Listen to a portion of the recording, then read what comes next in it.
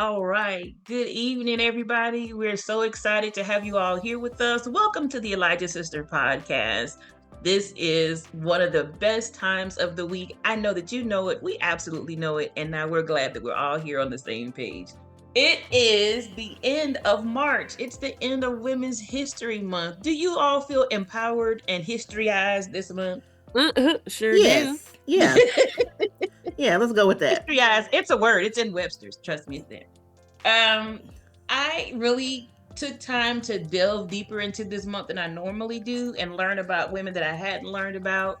And I really do feel more empowered, more enlightened, and ready to go on and share more. And the great thing is that next month is Black Women's History Month. So if you didn't feel great this month, you should feel fabuloso in a couple of days. Okay, fabuloso. All right. Fabuloso.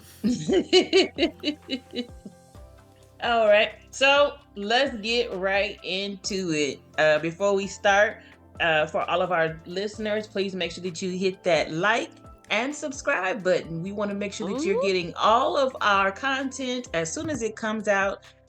We don't just do our podcast, but the three of us also individually do content, and we don't want you to miss anything. And then just like it because we know you like it. And don't hesitate to leave a comment. We want to hear from you.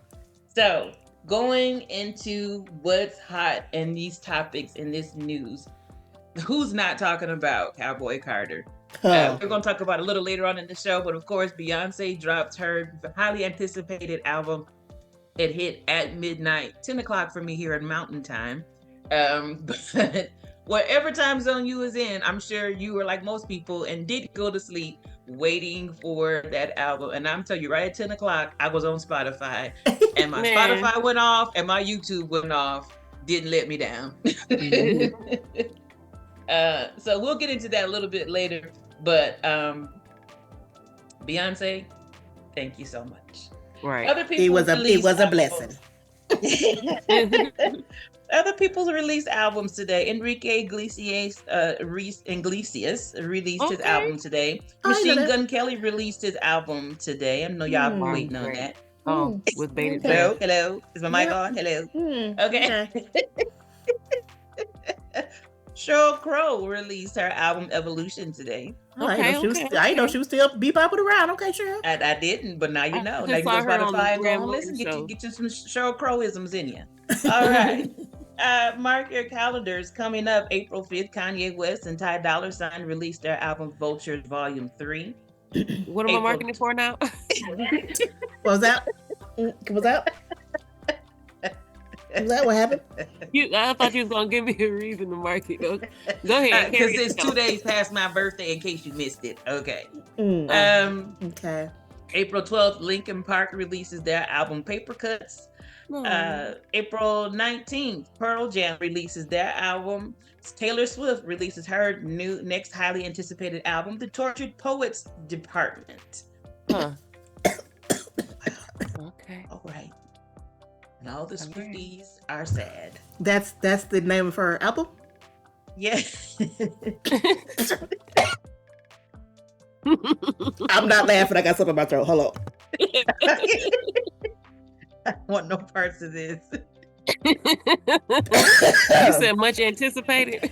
What was she announced it at the Grammys and they went off. What was the name of it again?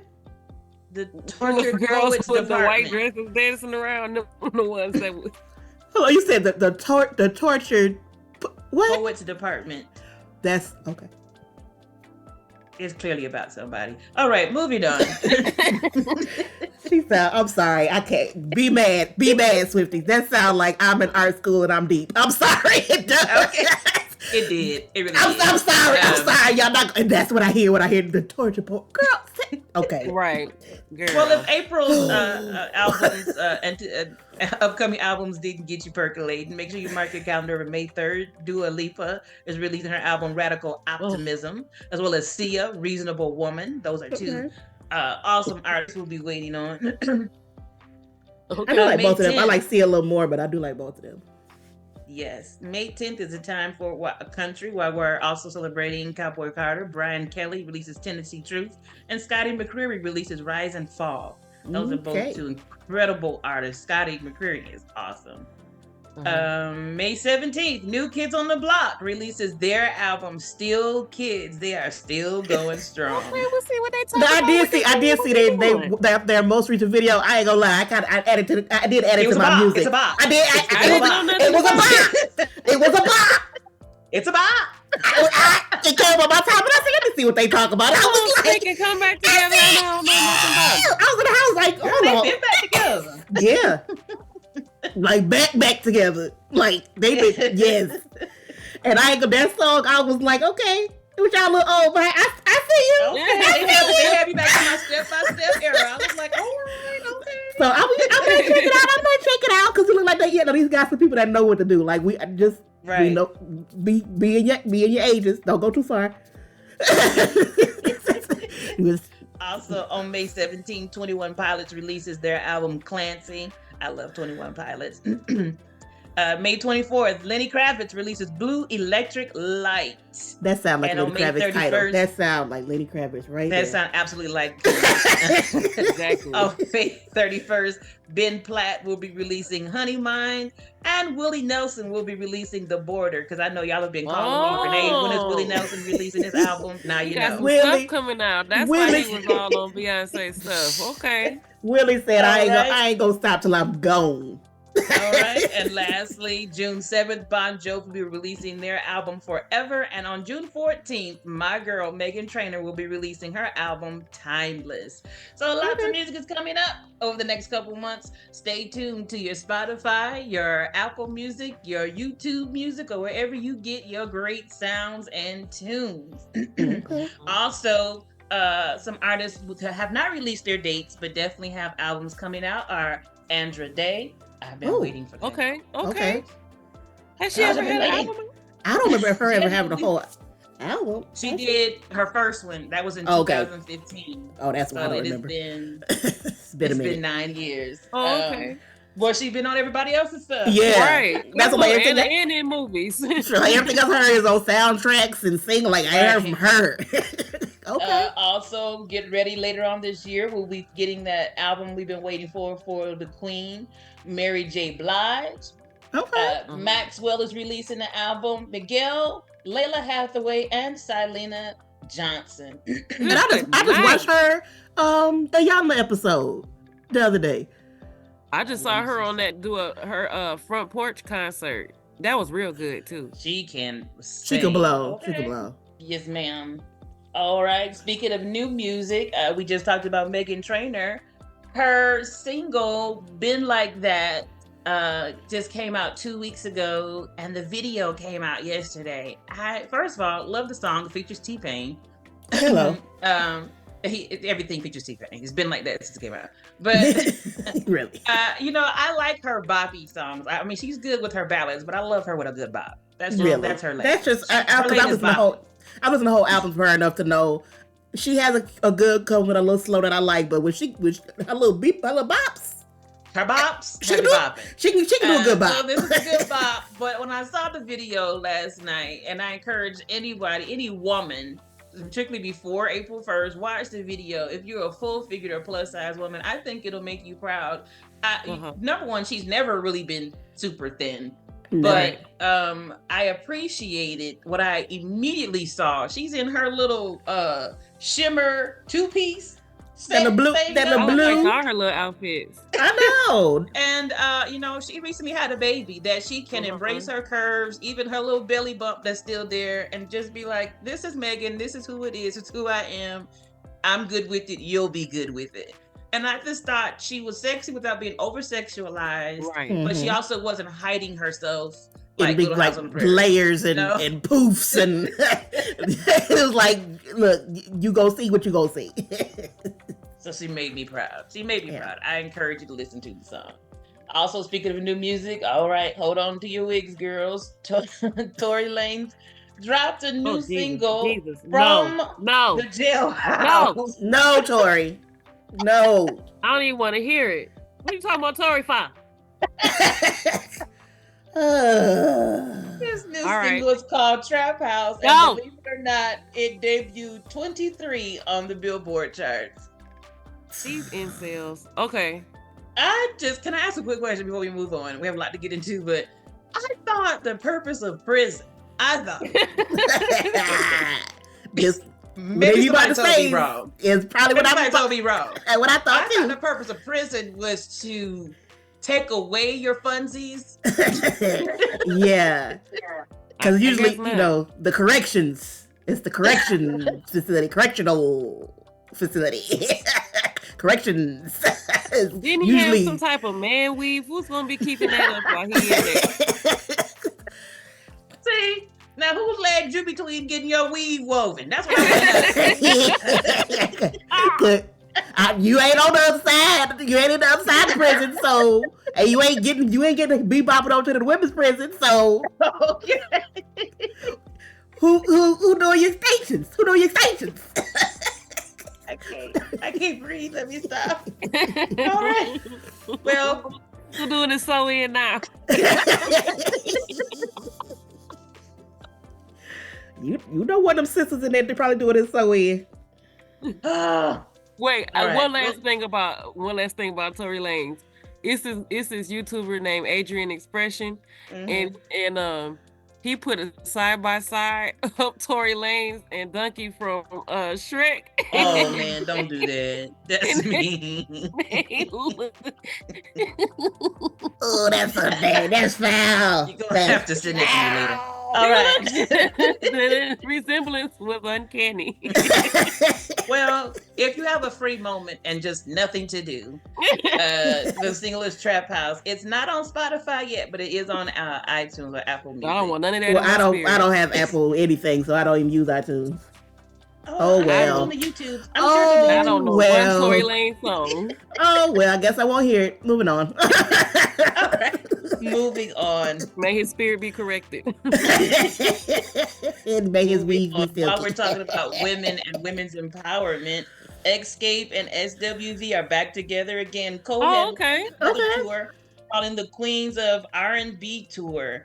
It will also guest feature Maya, Total, and 702. Wow! Oh, 702! Wow! I'm not gonna get back on Maya, but 702. Oh my God! That's gonna bring me back. Throwback. That's gonna bring me back now. Man, where your girls at? Right. Go get them. All right. The tour will go to 30 cities worldwide. So be looking out for. That's a decent tour. That's a really good tour. But notice it's co-headline. If you watch the reality show, that was one of the biggest points of contention between the two groups was who was going to headline. Right. And Miss Coco made it clear.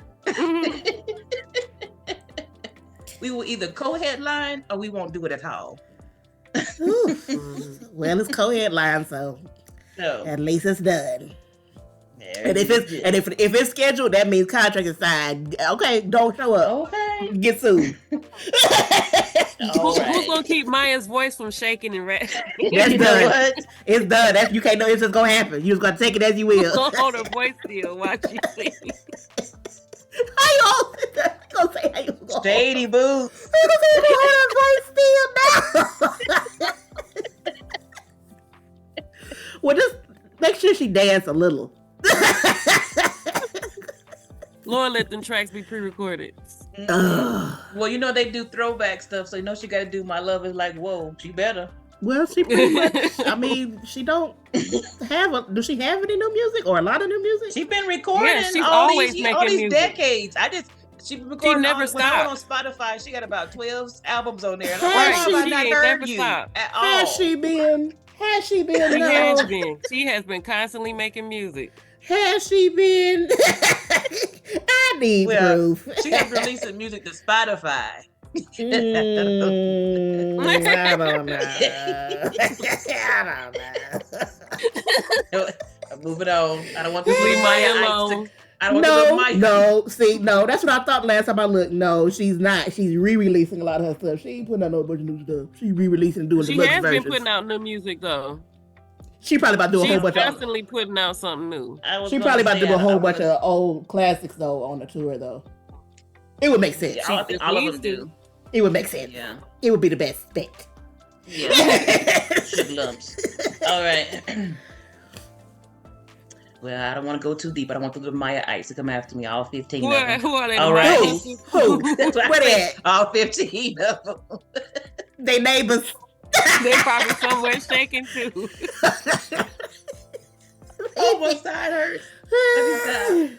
They all at the cooking. Maya, we love you, boo. All right. Oh, I like Maya, but I mean, I ain't gonna lie because I like Maya. Yeah, she better pack her tap shoes. I know. That's what I said. You better hope they do Lady Marmalade or something. No, don't ever do that again. That was a mistake for everybody. Not Lady Marmalade. That's what I was thinking about. Cell Block Tango. Yeah. That little piece she had was about where she fit. Yeah, lip shit. Okay. Then see. I say the longer she get some little dancing in, can do some of her hey, she gonna do it. We're not gonna give her a whole segment like we did last time. We gotta move on from her. I know. That's why I'm trying to move on. She getting more time than she probably had in a minute. All right. I bet you she probably only got like 15 minutes in the cut. Let me stop. When they do those tours, everybody gets a certain, set its time different according to how you normally bill. So she probably only gonna be on there doing about 2 or 3 songs. So yeah, she gonna have to pick and choose what she do anyways then. I'm certain if I was a betting person, Maya's up first. Yeah. Yeah. Who's on first? Maya. yeah. Then maybe probably total, then 702. Yeah. Then that sounds about right. Yeah. The co-headlines. Yeah. All right. Let's move on, y'all. So if you've been itching for another Jurassic World movie, never fear. Another one is coming out July 2nd, 2025. I know you've been wanting another one. I didn't want the last two. How many different scenarios can dinosaurs eat up a bunch of people that are aware that dinosaurs eat up a bunch of people? The last couple I didn't want. Well, it's another one coming next like year. It was 56 hours. For real. It's another one coming next year. And Scarlett Johansson is in talks for the lead role. I also can't. Okay. Well, okay. At least they're changing some things up. Is Pratt in it too? They're still casting. It's just finishing up. They're trying to hurry and get it done. But she really wants the lead. All right. Let's see what they talk about. Because as long as they don't have that clone in it no more. I don't want to see that clone. I never no more. I don't want to see her no more. All right. Here's some interesting information. Speaking of movies, who can't forget the movie Titanic?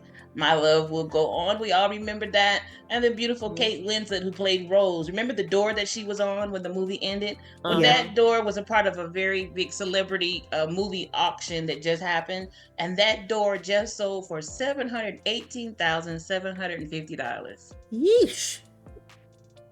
That's expensive. I mean, what are you gonna do with it? I'm sure nobody say I have the door for Titanic. Kill somebody if they chipped it or something. Like don't touch my door. Wow.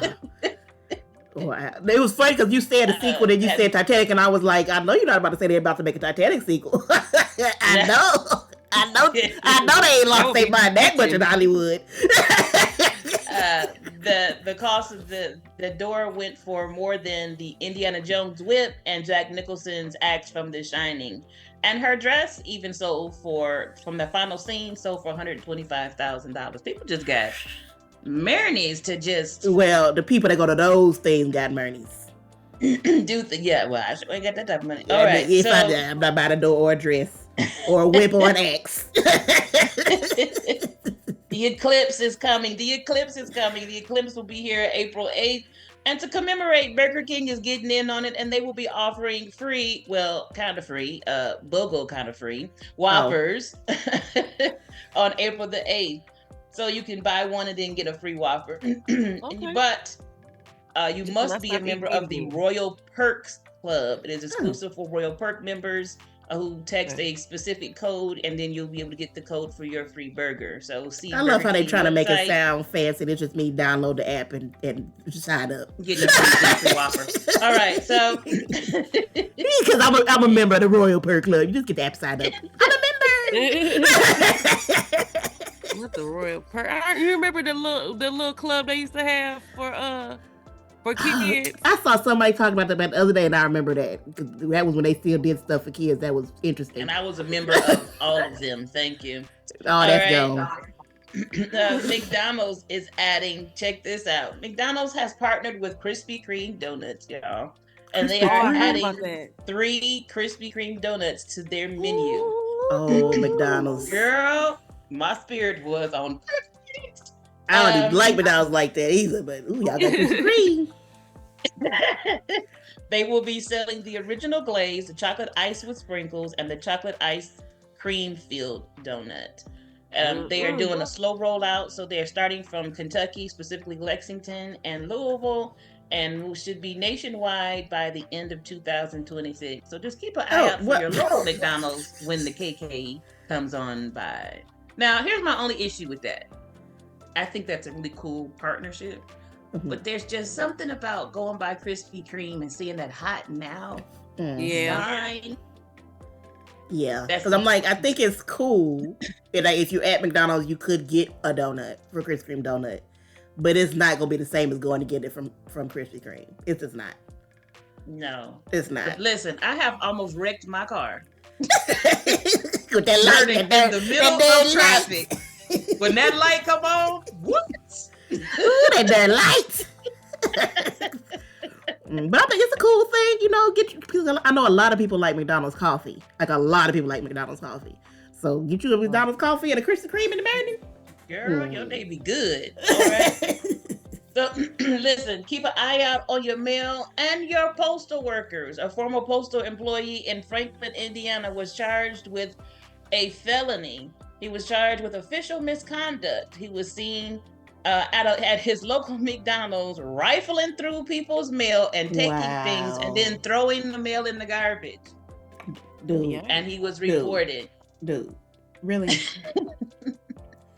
What? Okay. This is a level 6 felony, and he was also charged with 9 misdemeanor counts of theft. Now, I don't know if I would be more upset that you was in my stuff or that you didn't find my business worthy of going to a nice restaurant and having a nice little wine, like a little Chianti or something. Well, you're going to go to McDonald's. You're going to go to McDonald's.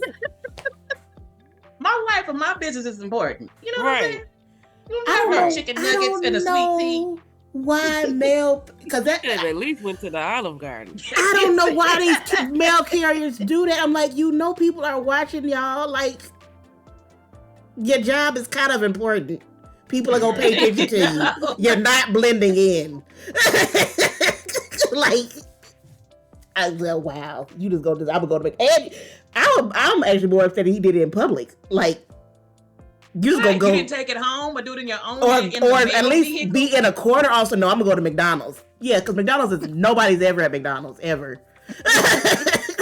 Well, or a place that makes sense, like where you work. Well, no, he ain't gonna do it. They got cameras there, so he can't do it there. It was cameras at McDonald's. That's how you get reported. But that's my point. Why would you go to a public place?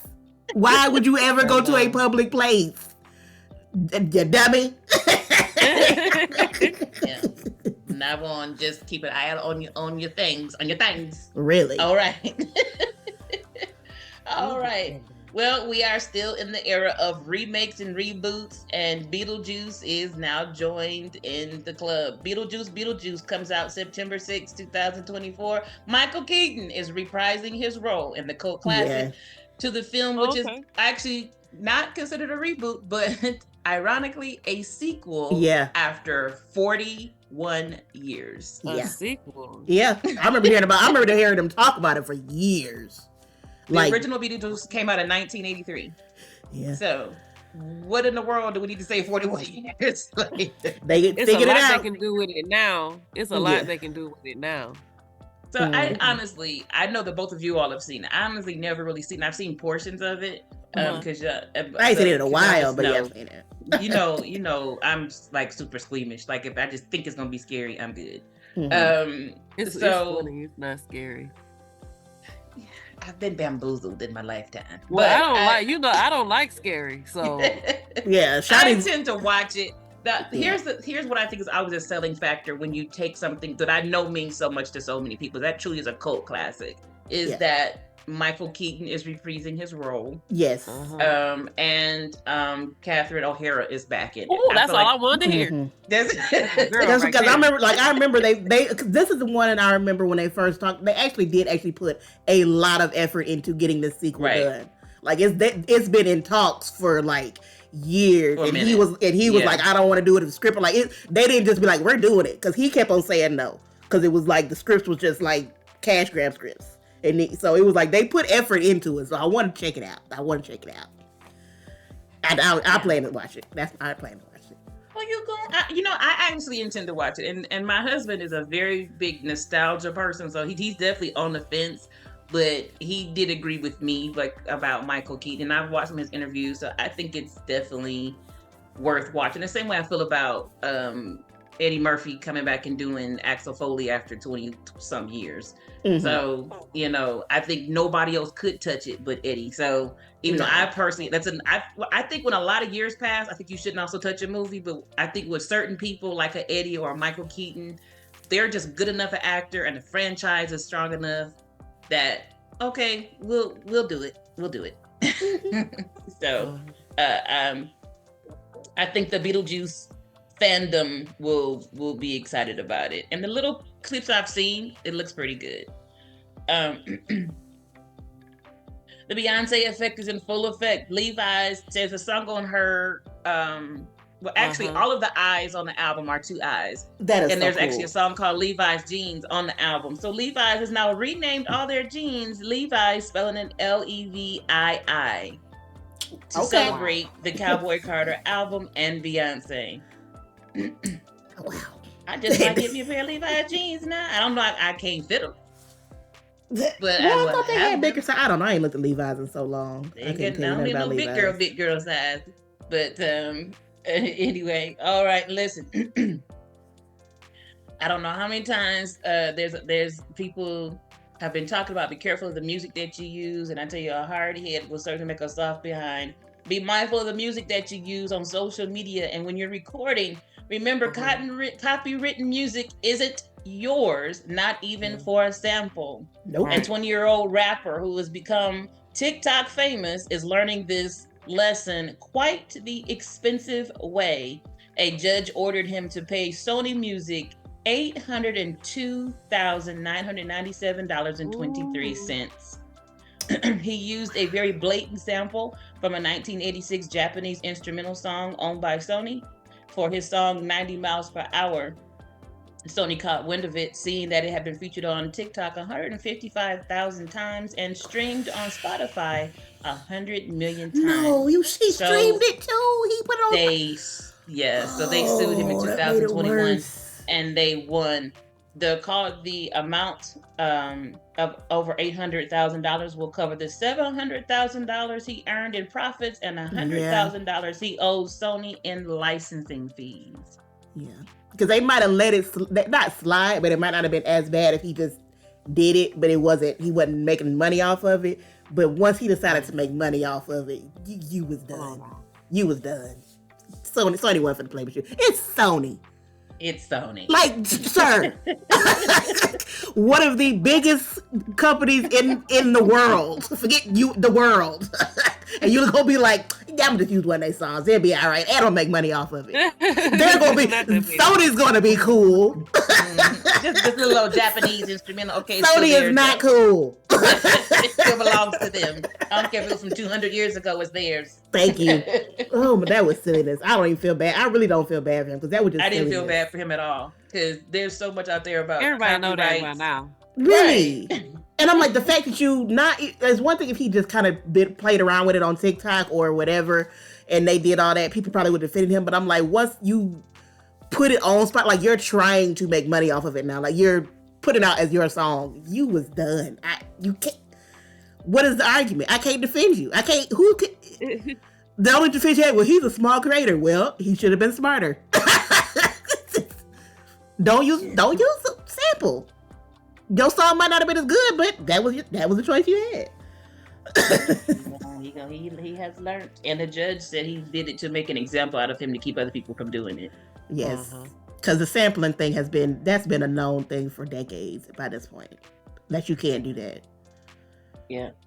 Well, if you have been anticipating Deadpool 3, and I have, I my God. was.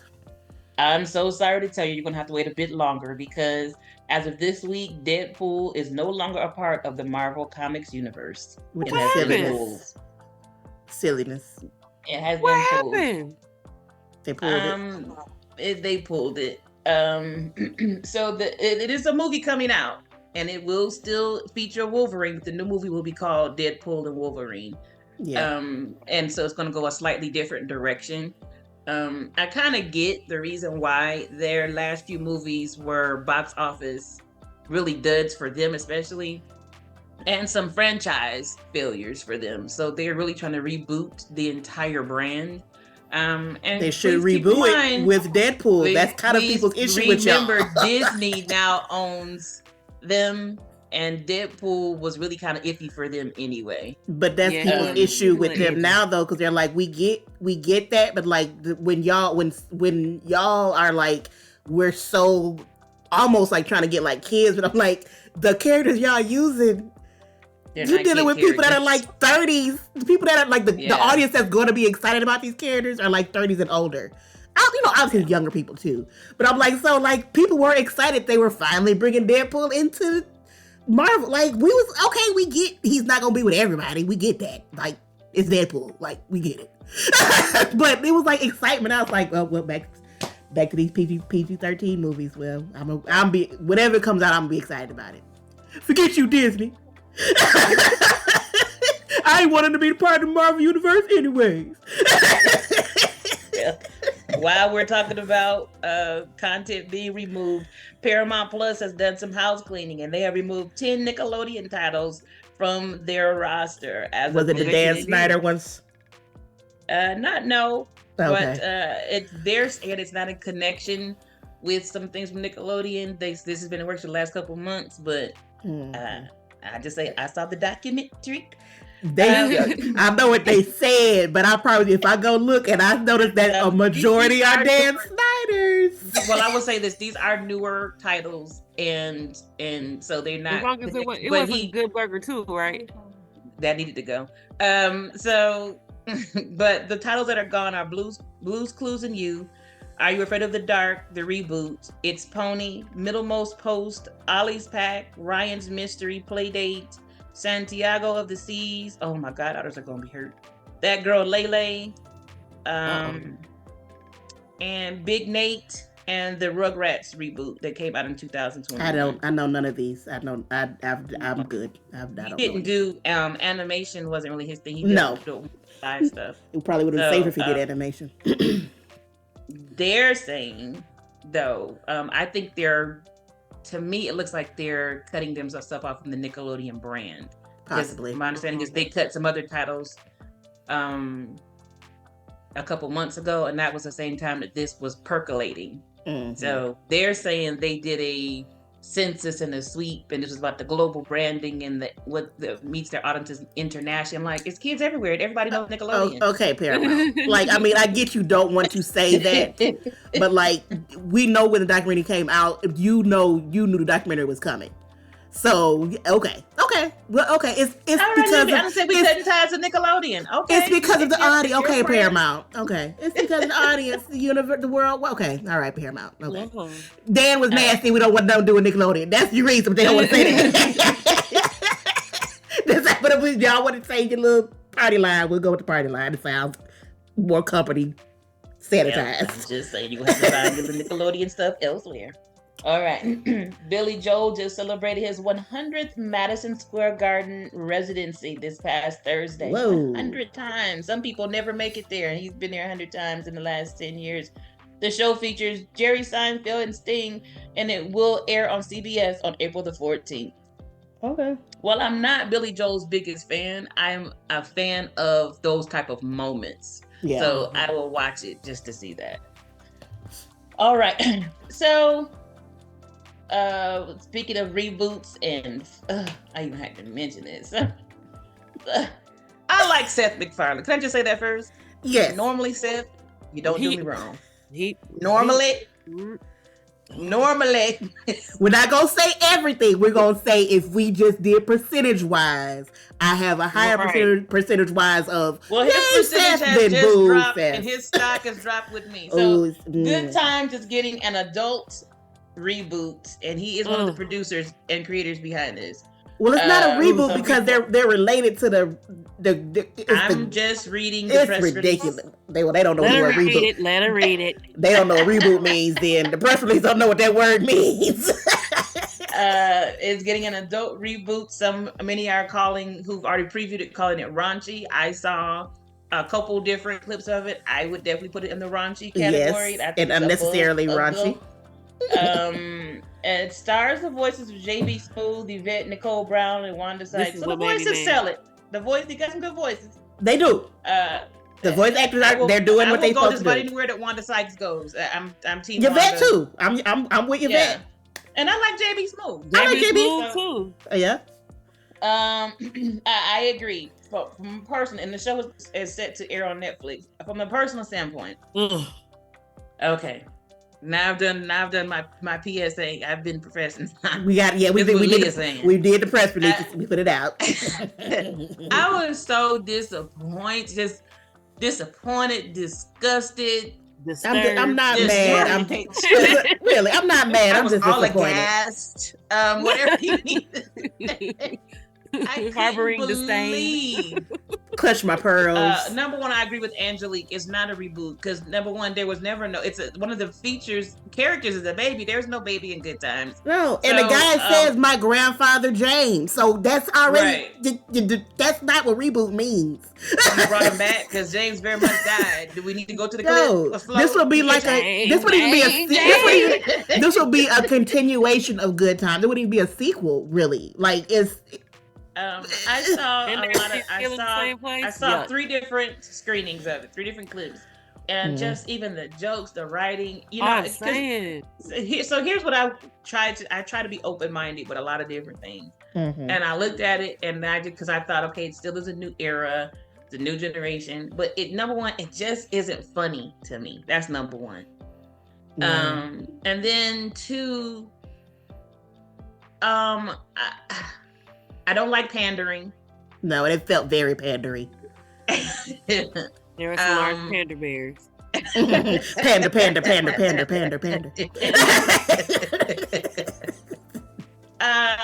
Good Times is a tough pill to swallow as it is. Yeah, like Good Times for me mentally, that's on the shelf with historically in Black TV. It's on my shelf as that's what it was then. Right. That's what it was out. It was what it was. Not really a good message now. That's what it was.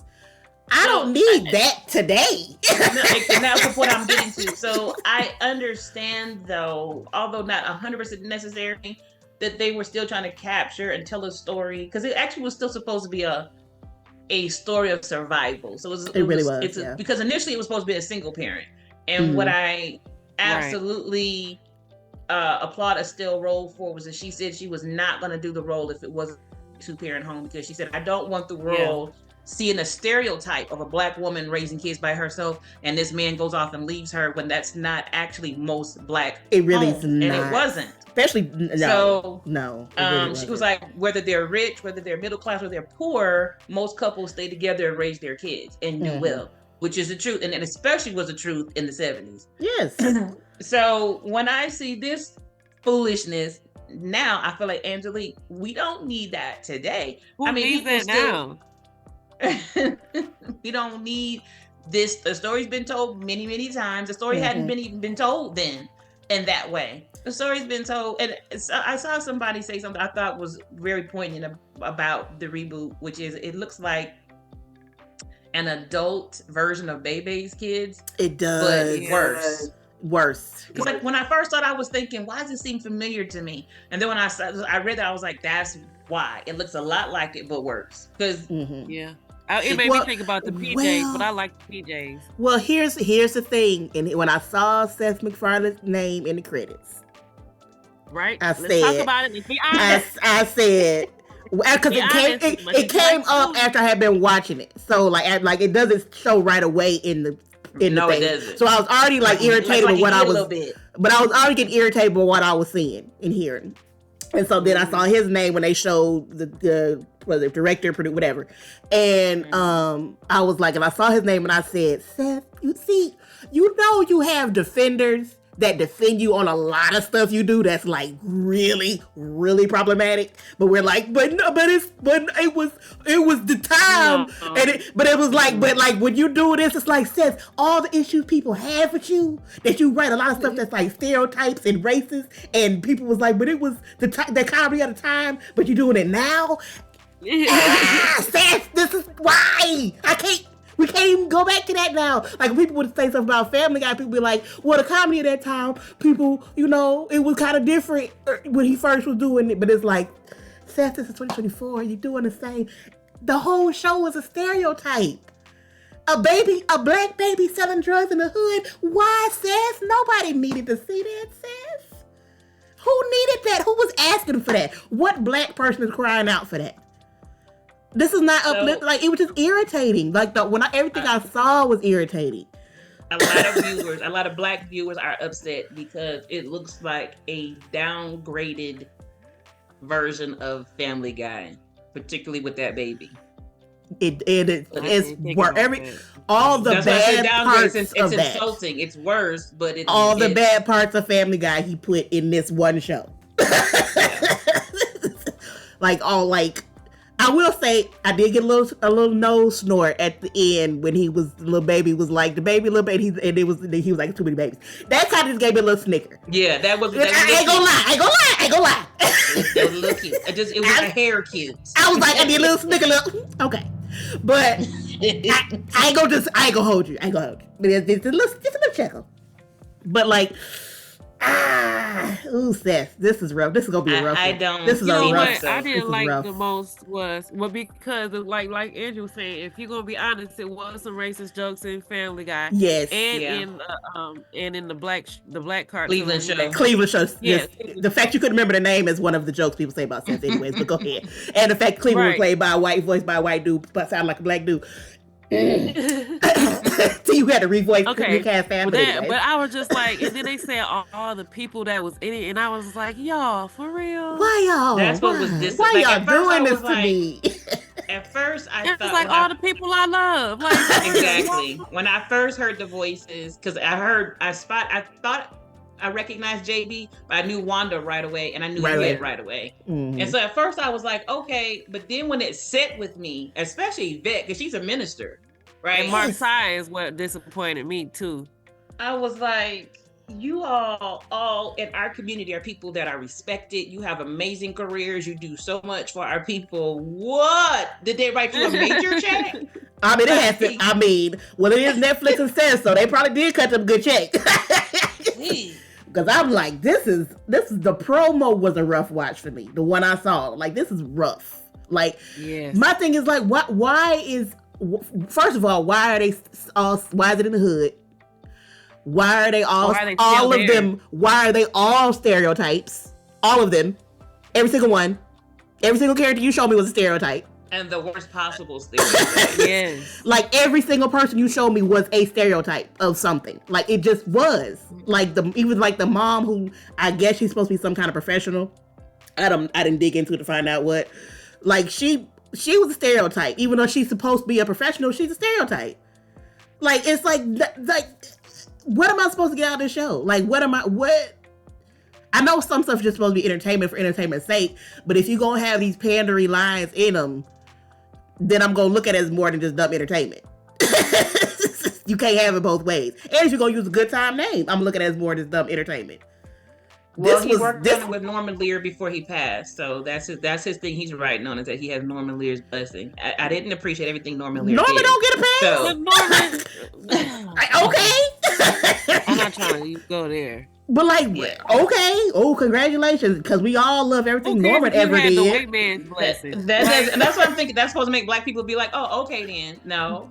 It was people that didn't like Good Times the first time around. Thank you. Including some of the people who acted in it. Thank you. Exactly. Which is why John Amos left. They tell us Why did James Evans die in the show? Because he And the mom left and came back at the end. Yes. Yeah, Like, because Johnny almost got kind of fired quick, but yeah, because he was like, I'm tired of doing this. Yeah, but Angelique made a good point. Like, why are they still in the hood? And then we're gonna move on. But is that last episode was them leaving, them all getting a better life, and then finally leaving. Yes. So again, it can't be a reboot because it's not the same family. It's not the same family.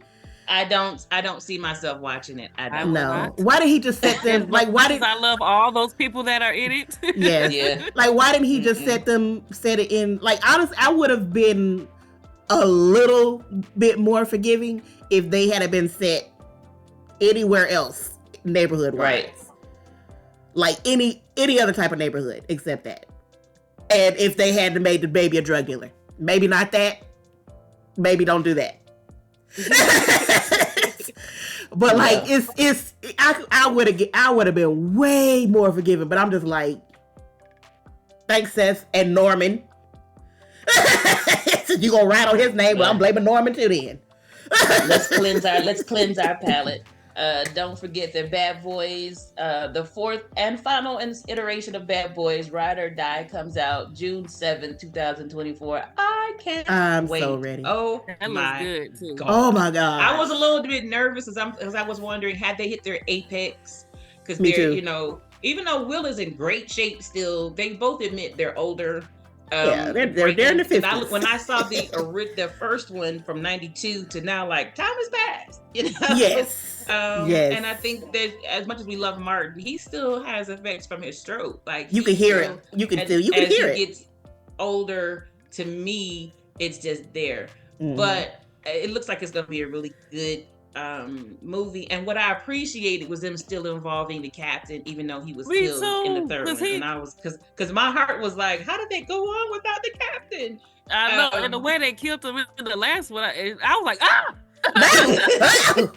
But I do like how they did it. I like how they did it. Yeah, right. Yeah. So it wasn't insult to your intelligence, because I don't like movies when they either act like they didn't just kill somebody that we all have been watching for 100 years, really, or you bring somebody back in a way that's like, oh, so I'm supposed to be stupid.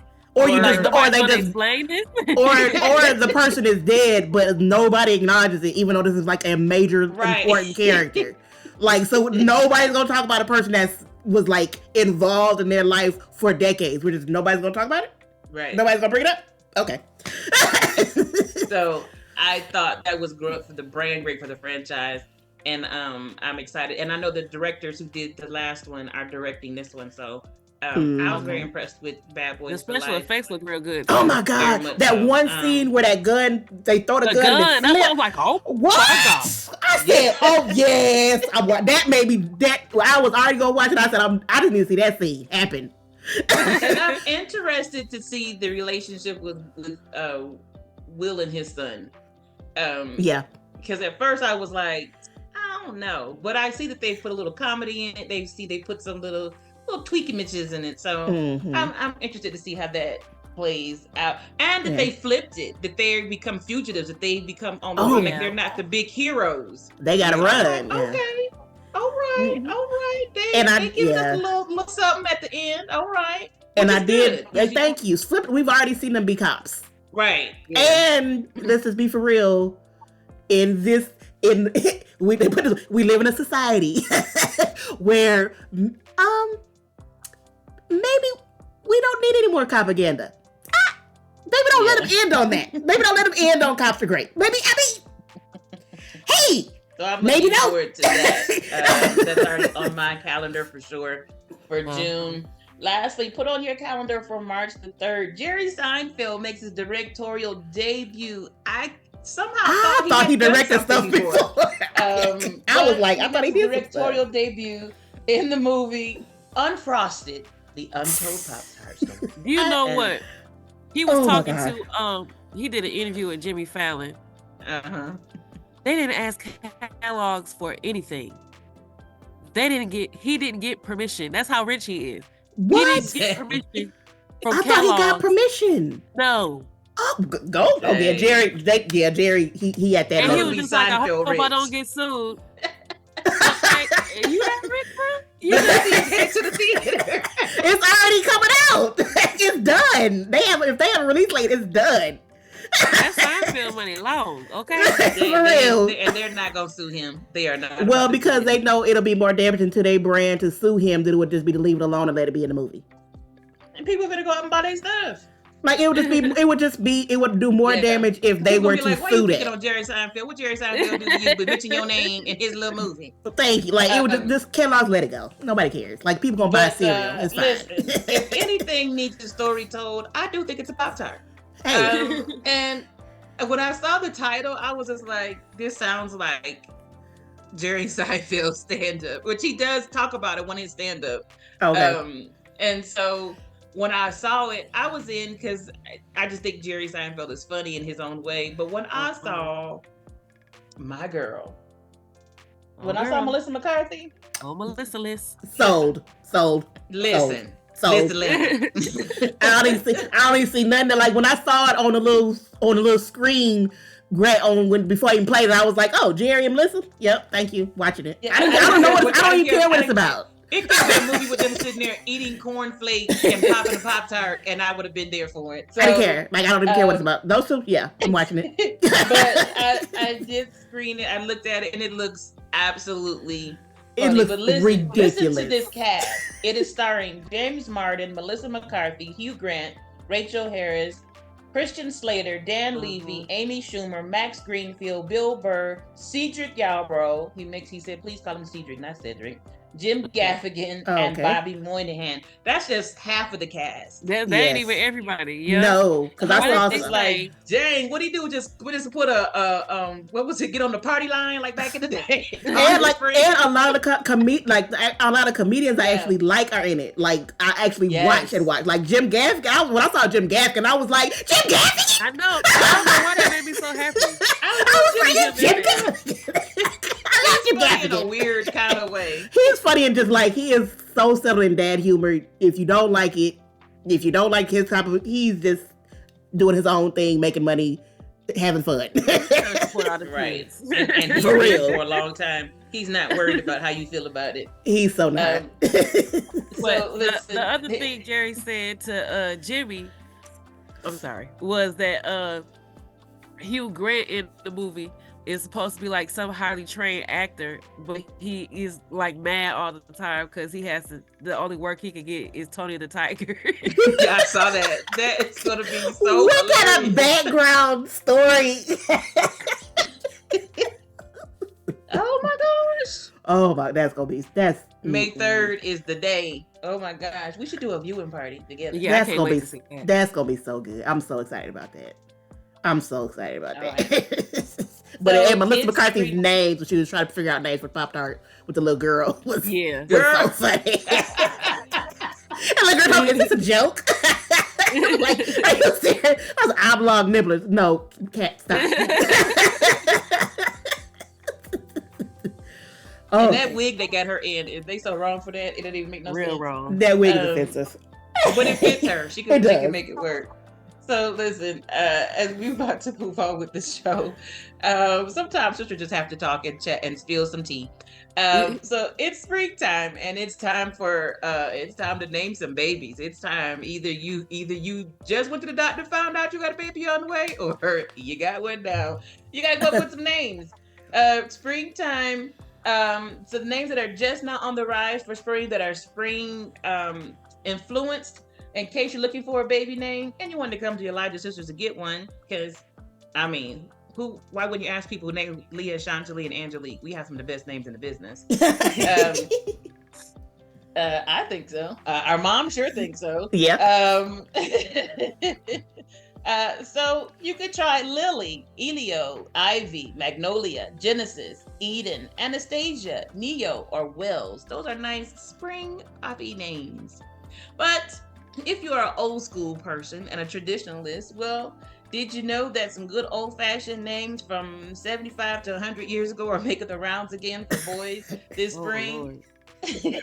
Oh no, what they about to do to these babies? Maybe you want a good sturdy name for your son. So here's some names that are making the rounds that are on the comeback, on the reboot, she will say. Albert, Alvin, Archibald, No. Arthur, Barney, Bo, Bertram, Buck, No. Calvin, Chester, Clifford, Clyde, Conrad, Cyrus, Desmond, Dwight. Hey, okay, all right. Okay, that's good. All right. Good strong name. We have two of those. Thank you. Edmund, Ernest, Franklin, Frederick, Gerald, Gideon, Gilbert, Gus. Who doesn't like a good Gus? What are we doing? What are we doing in the world? Grady, Hardy, Harlan, Harold, Herschel. Probably not after recent events. Yeah, I probably would do Herschel. Lloyd, Luther, Mac, Marshall, Martin, Melvin. We have 3 of those in our family. Yes. Milton, Ned, Orson. What? Who looks at a baby and says Orson? Orson. I feel like you do that if you don't like your child. If you just Orville, Otis, Oscar, Otto, Palmer, Percy, Prescott, Quincy, Ralph, Roland, Rudy, Rupert, Rutherford, Silas, Stanley. We have 2 of those. Yeah, okay, Stanton, Sylvester, Theodore, Thomas, Vernon. Who looked at the baby and says Vernon? Wallace, Walton, Ward, Warren, Wilbur, Winfield, and Woodrow. So if you didn't know, those are some names that are on the comeback this spring. Good old, it literally says good old-fashioned names for your sons. And some of those, y'all better not do that to your child. Don't y'all do that. Don't you do that to that baby. Oh my gosh, I read that and laughed so hard earlier. I wasn't going to do that, and I was like, I got to throw this in. That tickled my fancy. I'm not a big fan of Ralph either, because it's just when you say it, it just sounds like Ralph. vomit. Ralph. That's all I can think about is that Bill Cosby joke. That's it. It's like it's just, you say it's like even in your head when you think it, it's just, you don't say it like Ralph. It's just Ralph. No, stop. Don't do it. So Cowboy Carter came out today. And have you all listened to it? Have you heard it? Oh, a couple times. I think I took a little peek at it. And when I found some time. Did you hear a track or two? A couple. Look, I could barely sleep. I was like, them songs was in my soul. Listen, I'm a newlywed, and I've been married 6 weeks, and I love my husband. I can't wait till he gets home from work. But I was like, yeah, not tonight. I need to talk to Beyonce. So, listen, some of my favorite songs. Let me just say this off the rip, and you all can jump in as you feel the need. Beyonce has released a lot of music over the years, over 20 years of music. I dare say it. In fact, I'm gonna say it low. Are you gonna dare it? I did. Okay. I dare say it. Okay. I think this may be my favorite, if not my top 3 of all of her albums. Ooh. That is bold. That's a bold. It just felt her soul so much. Does, yeah. I can. And I thought I felt it. I thought I felt it in Lioness King. I thought I did. Me too. But then I was like, she been holding this portion of her back from the peoples. I can see why she held it back though. We wasn't ready. We wouldn't have appreciated it. We was not ready. We was not ready. She really went more in depth explaining why she did it, and she was very adamant since it's not a country album. And after listening to it, it's not really a country album. But after the incident when she did the duet with the Dixie Chicks and how she was treated at the CMAs, she just made up in her mind from that moment on that she was going to change people's perception of blacks and country music. No one was going to tell her she couldn't sing country music. And to give the history of it, because as we talked about from our last podcast, the perception like this isn't your genre, you don't belong here. Well, her being a Texan and it just her being a music historian, just knowing music, she knew enough to know those were gross untruths. But I appreciate her taking the time. She could have easily, this is Beyonce, she could have easily went in to, to her little writing place, came up with something and gave us something that would have been good. Yeah. But sometimes you have to sit on something and you need to meditate and take your time. She had to stir it. She had to put it in a crock pot and let it slow cook. You gotta walk away from it for a minute. You gotta be like, oh, this need that seasoning right there. You gotta taste it, come back to it, Stir a little bit, put the lid back on and walk away. It just happens like that. I appreciate her taking time. When I heard it, as soon as I heard American Requiem, I was like, oh, she didn't come to play. No, she did not. She did not come to play at all. When I heard Daughters, I was like, she didn't come to play. When I heard Blackbird, which is number 2, I played that like 5 times. Like I couldn't get past Blackbird. Blackbird's one of my favorite songs. Period. Like it's that she used some of the Black artists that we had just talked about on our last show, including the one Chantilly talked about, which was Tanner Adele. Yeah. Yep. But Brittany Spencer is in it, and it just. And listen, I love. That's one of my favorite Beatles songs. Yeah, that's what I'm saying. Like one of my favorite songs in life. Like every time I hear that song, I love it. I love hearing people's versions of it. I love covers of it. I love the original. An amazing song. I knew she would do it justice as Beyonce. But when a song is that iconic on its own, you just really wonder, what is a person going to do with it? And actually, when I knew she was going to do covers, because that's not her thing. No, I don't think I've ever. Okay. Really? I'm like, you doing covers? Okay. But she went into the studio. She went into the secret place. Really? She came out with Blackbird, and it just. But I'm gonna tell you the one that broke me. Protector. Listen. Oh my God, that was good too. That was good too. Listen. That was good. My daughter is almost 27 years old. And I had tears coming down my face thinking about. I mean, I have 3 children, and my sons too. But because Rumi's in the beginning of it, it makes you think about your daughter. And I was like, she's grown. I still want to protect her. I totally got her mother's heart in that song. 100%. That had me emotional. Daughters had me emotional.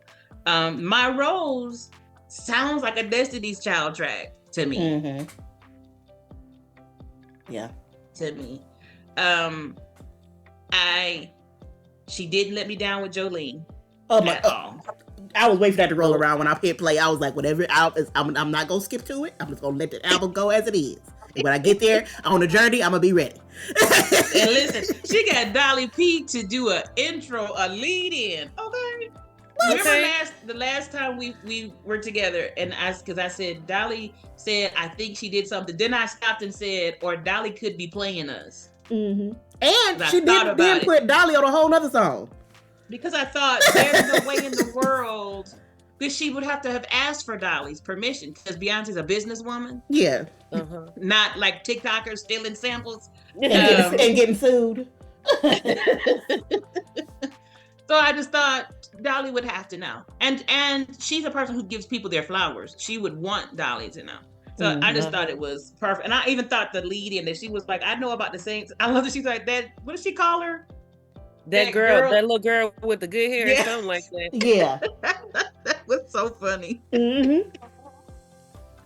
And so then I thought, this is like a really cool, easy, smooth. And then Spaghetti comes on and I was like, hello.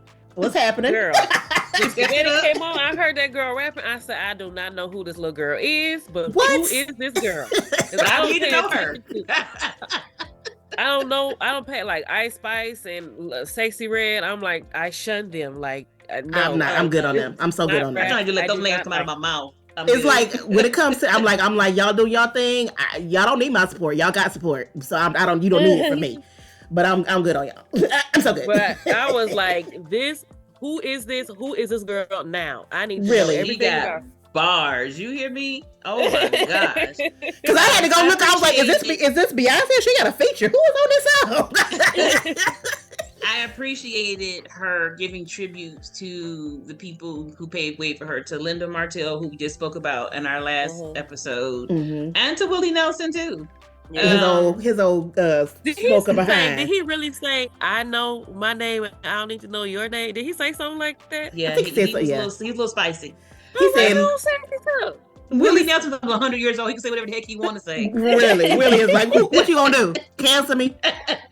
What you gonna do? I enjoyed Just for Fun. I was shocked how much I loved Two Most Wanted with her and Girl. Cyrus. And I'm Listen. like, girl, I was like, hold on. I said, wait, what? Wait, Miley, wait a second. I was like, because I like Miley. I'm not a person that doesn't like Miley. I'm not. No, I like Miley when she went back to where she was supposed to be. Yeah. That just all the other stuff when she was twerking, I didn't like that Miley. This Miley, I like this Miley. when she was like, I'm done with that. I'm gonna go actually sing music. That Miley. So when I heard her, and I was like, and I knew Miley's voice as soon as I heard on that, and because I was working and I heard Miley sing, I said, Beyonce is not doing a song with Miley Cyrus. No, she is not. That song is so good. That song is oh my god. So That song good. is. I have listened to that song so many times. I liked Levi's jeans. It wasn't my favorite. It wasn't my favorite. I thought it was cute. It was cute. Post Malone is not my favorite by far. No. But it was good. It's definitely good for the brand, that's for sure. Uh-huh. But listen, let's talk about some Yaya. Listen, Girl. girlfriend. Girl. I already like that song, but when that bucket, I was like, what? I wasn't ready.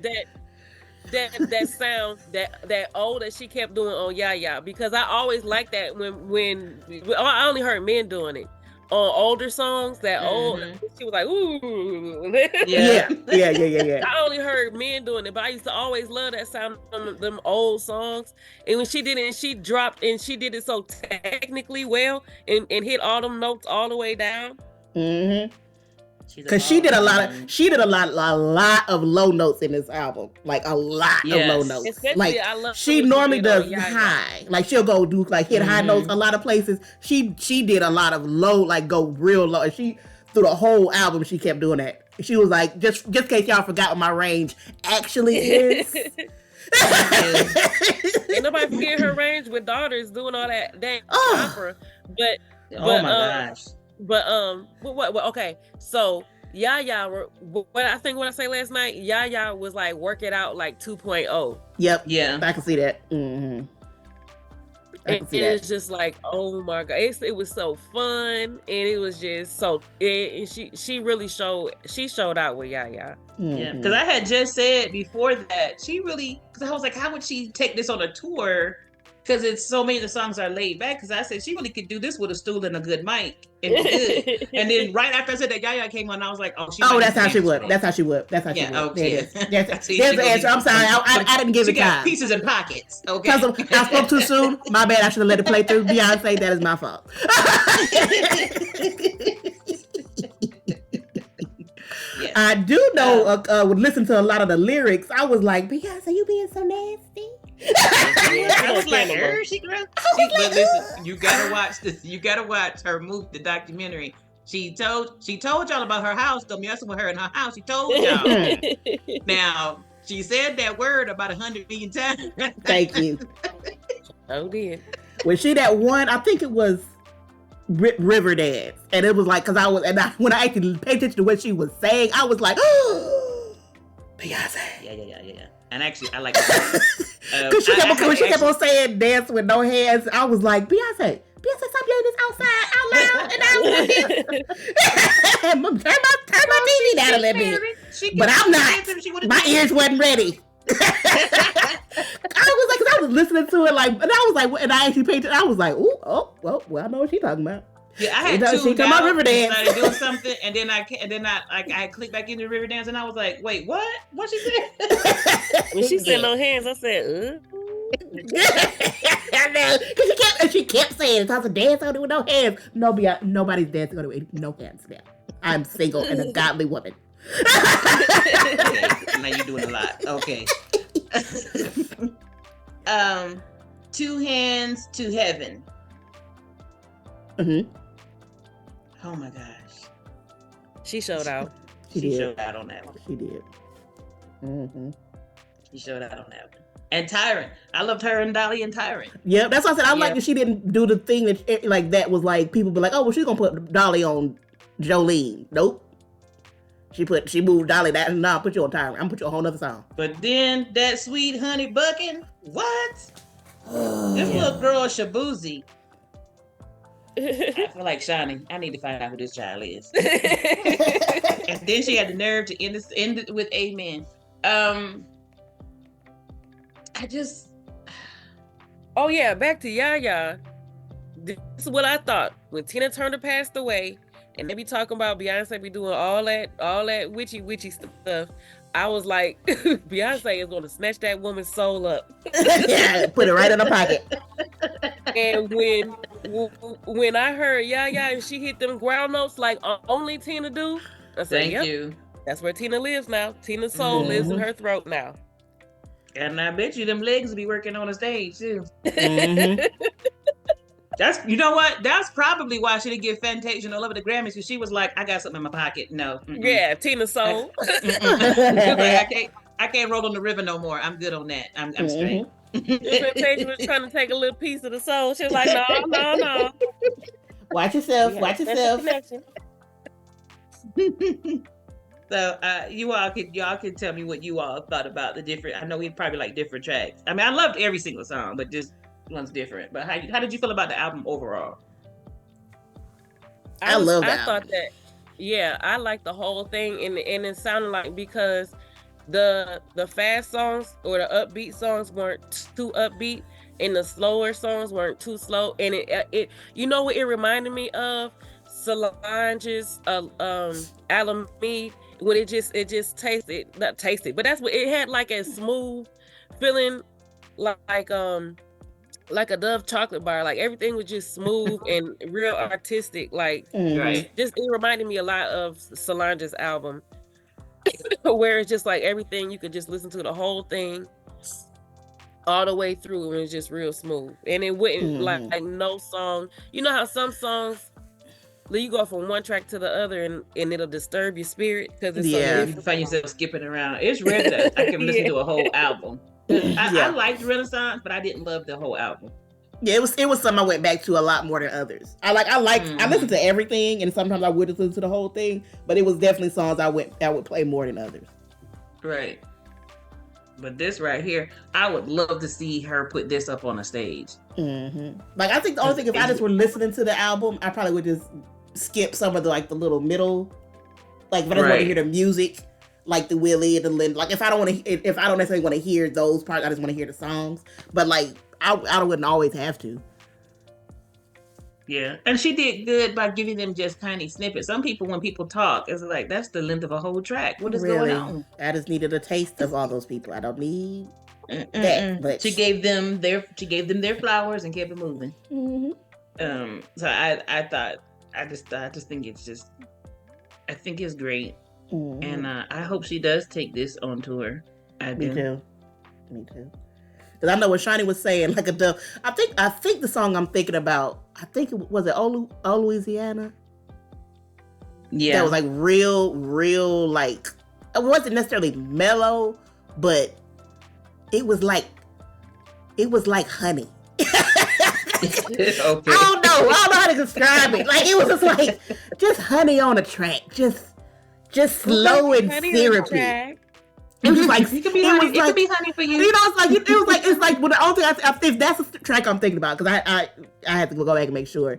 It was like real, like it's almost just like, this is just slow and syrupy, Beyonce. How you make a song that's just syrupy? How do you do that?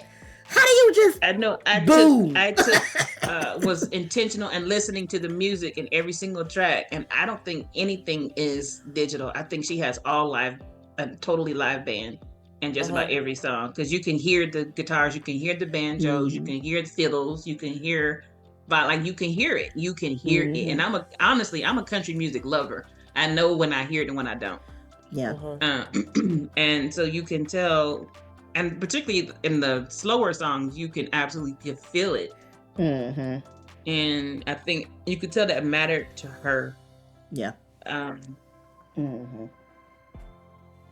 still need some things explained to me though. Like daughters, like was she like losing her mind? Like literally? Like I need some things explained to me. You know, stuff with her comes out and as she decides for it to come out or not. Yeah. Yeah, it sounded like she was having intrusive thoughts. Yeah, somebody's about to go back and Well, listen to it a couple times. she does tell her truth now. Yeah. Yeah. Somebody that might have to go back and listen to it a couple times just to make sure I heard what I was supposed to, you know. But it's Beyonce. She like, whatever. I don't think she ever explained anything she's ever done, really.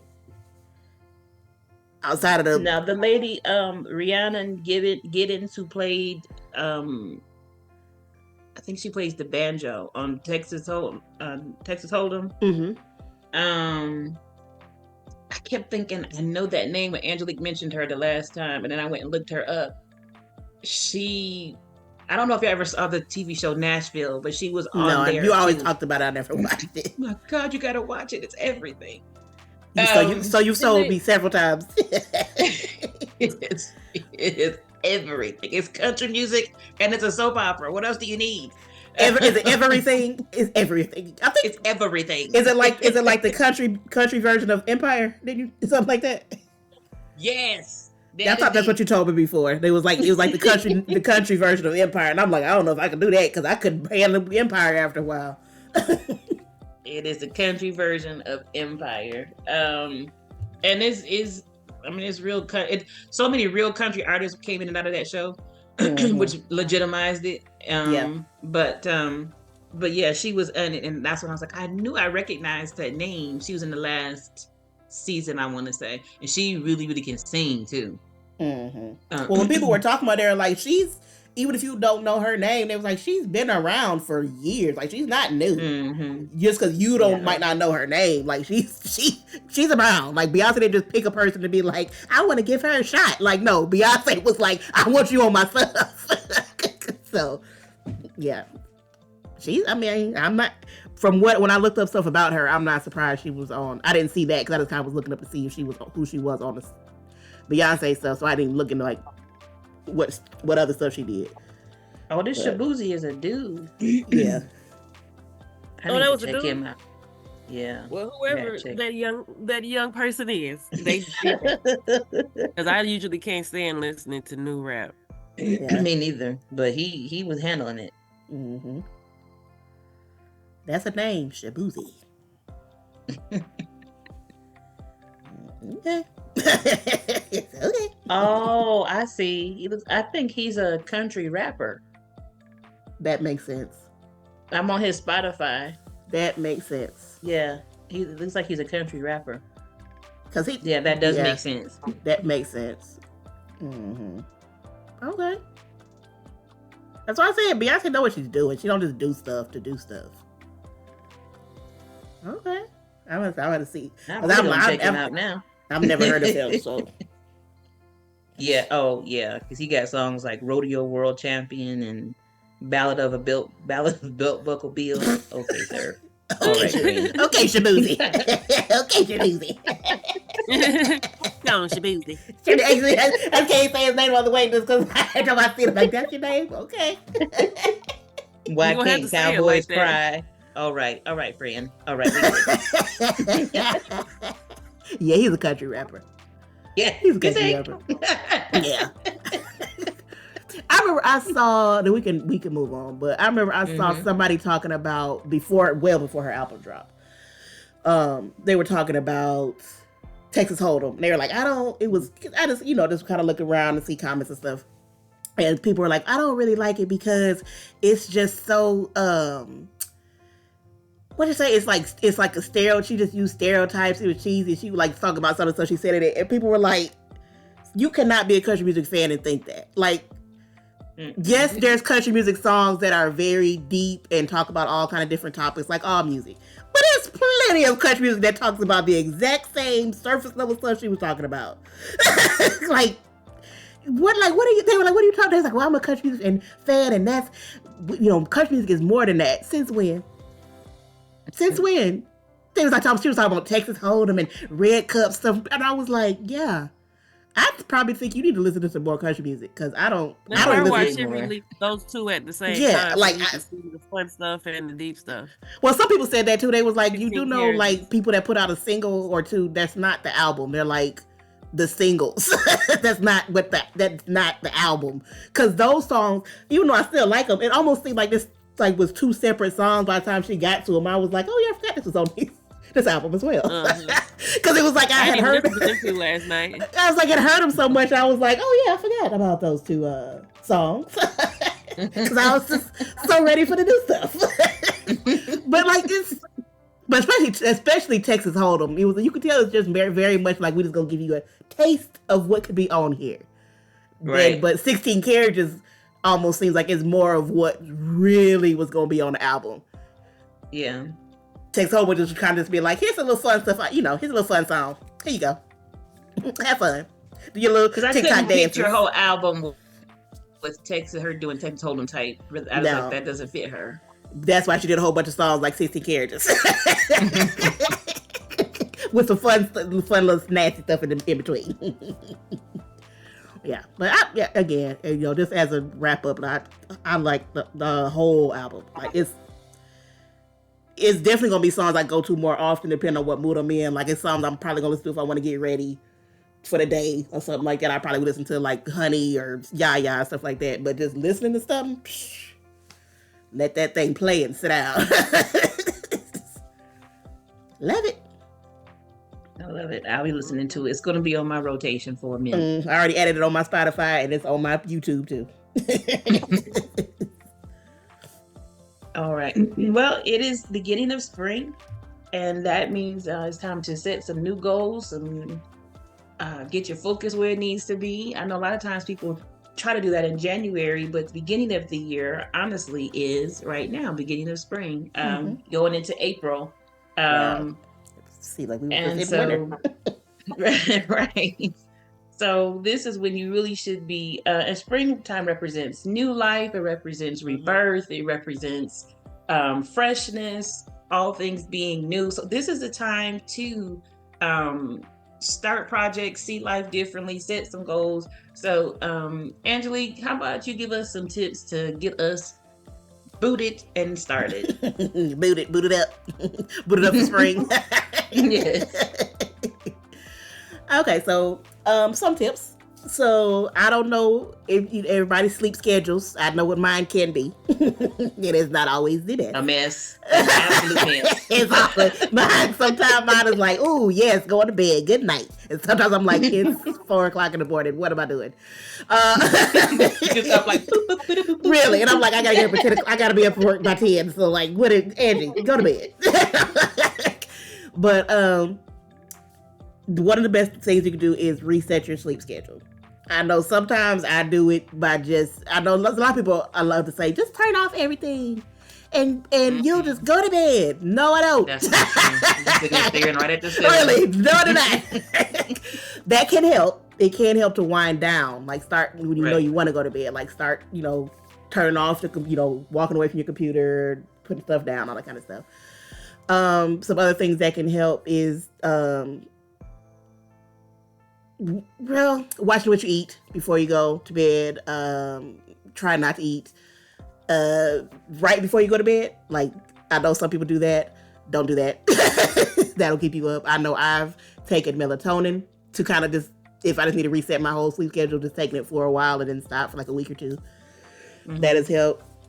Also, some other things that can help when you're trying to reset what you're doing. Get a sleep mask, because I know when you start going in the day, you'll also have it'll seem like you have more hours in the day. You don't. You just have more sunlight. Right. So it'll trick you. Like, it's still the same amount of hours. The sun is just up longer. So if you still need to be going to bed winding down by 9, 10 o'clock, don't be, it's 7. It's still bright. So start winding down. But so watch that. Read. That can help sometime. I've done that before. Like, instead of playing a game or being on social media or watching TV, start reading. It actually has helped me start shutting down a little bit more. Like, okay, time to go to bed, because I can't stay up if I'm sleepy and I'm reading. Exercising can help. Light exercise. Don't be in here doing high impact Zumba. I was like, yeah, no, little light stuff can help with that. A cup of tea. I was thinking chamomile tea definitely chamomile. helps. They make sleepy time teas. Really, anything tea. Like even, I just had warm Anything green warm. tea. Regular old warm green with no caffeine. Anything warm will help. Except Yeah. I don't know how people drink warm milk. That's the nastiest thing in the world. Don't do that. No, that's not gonna help me at all. It's gonna do the opposite. Those will help. Those all help. But just make sure if you do drink tea, don't have any with caffeine in it. And really, you shouldn't be drinking anything with caffeine in it later in the day if you know it's gonna keep you up. Like people that start have a cup of coffee at like 5, 6 o'clock. Like why? Unless you have to be up. So don't, stuff like that'll help. Just a help. Just different little things that'll help. But the main thing is if you need to be going to bed, go to bed. Don't be like, I need to go to bed, but you sitting up watching TV and you walking around and doing all kind of other stuff. So that's the main thing. You just kind of situate yourself to start relaxing and going to bed. And also hot baths. If you have a bathtub available. Because everybody's house, apartment, whatever, they might not be able to. But if you have a bath, get you some tea, a hot bath, some candles, some little music, relax, and then go straight to bed after. Don't be like, I took a bath and did all that, and now I'm up and about to go watch a movie. That's going to defeat the purpose. Another thing could be for setting some goals, get more steps in. That is something I need to be working on more often. I do have a step counter that I got, and it is surprising sometimes when you see how many steps you have or have not taken in a day. It's like, ooh, that's it. I've literally had mine say like 15 steps. It's like, I need to do better about my life. Really? I mean, just walk back and forth to the bathroom more or something. I don't know. It's bad. It's bad. But I don't depend on where you live because everybody's temperature, areas is different. It should be warming up. It's supposed to be warming up. Some people aren't quite getting the memo where they live yet that it's supposed to be warming up. But depending on where you are, that should start to be happening. I know some people still are having snowstorms popping up out of nowhere. So I don't know if you really want to walk in snow. I wouldn't, personally. But some people are just that bold. They like, I'm gonna walk rain or shine. Like, okay. I'm not, but anyways. But the thing I do like about the spring is you're still in that, it's warm enough to where you can go outside and start doing stuff, but it's not hot. You're not, because summer I'm not walking nowhere outside in the summer in South Carolina. It's not about to, who about to walk in 100-degree weather? Who? Where? To the mailbox? Okay. So that it's a good time to start getting your steps, and don't jump out the gate and walk. I'm gonna walk 2 miles. No, you're not. No, you're not. If you haven't been walking, you're not gonna walk 2 miles. So just start small, do a little bit more, add a little bit more over time. It's low impact. If you're older, if you have health issues, injuries, it's a good thing to start. Just start walking. Make sure you get a pair of walking shoes to walk in. Don't just get something cheap, because that'll do worse. It'll be good for your heart, good for your breathing, and sometimes you can find out if you need to get something checked if you're walking, because if you're just getting real winded and exhausted doing a little bit of walking, you probably need to get something checked out. So I'm gonna look into that. So, but that's a good thing. Just start walking stairs, walk around your house. I know mom sometimes will just walk around the house more, like not even outside, just back and forth, just to get some more steps in. We don't have stairs, sadly. So we can't do that, but walk around, like I've walked around the house, like outside the house a couple times. So all that is good. And soaking up the sun is another tip to set for a goal. Mm-hmm.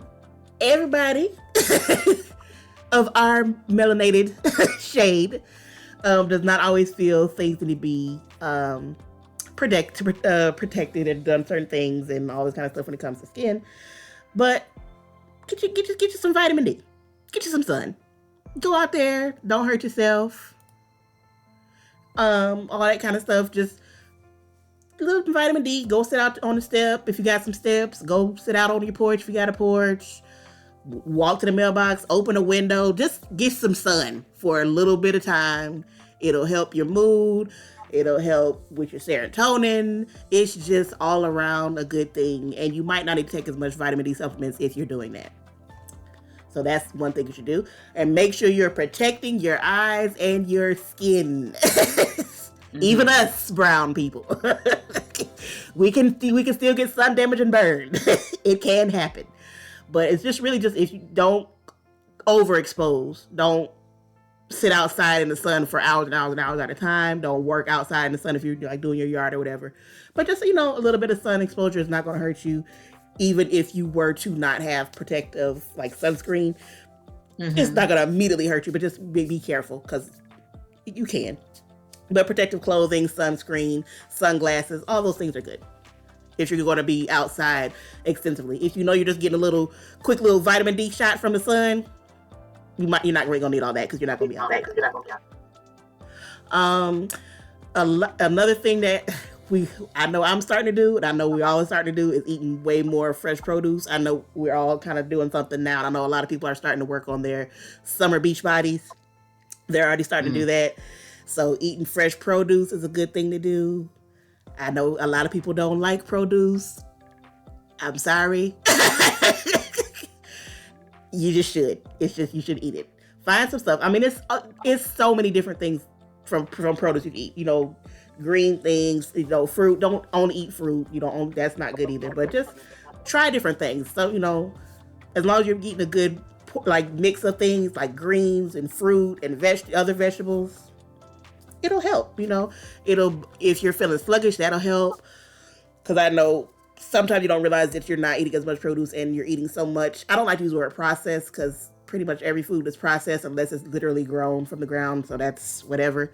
But just including more raw, fresh vegetables in your diet will give you more energy if you're doing it consistently. And don't cook everything. Everything don't need to be cooked. Every vegetable don't need to be cooked. But just eating more raw fruits and vegetables will definitely help. You'll feel it in your energy. You'll feel it you'll see it. You should start seeing things with your skin. You'll just start seeing more benefits that aren't just losing weight. Because even though that'll be a plus, but that shouldn't be your only goal. You should just work on feeling better. Another thing you can do is spring clean your body.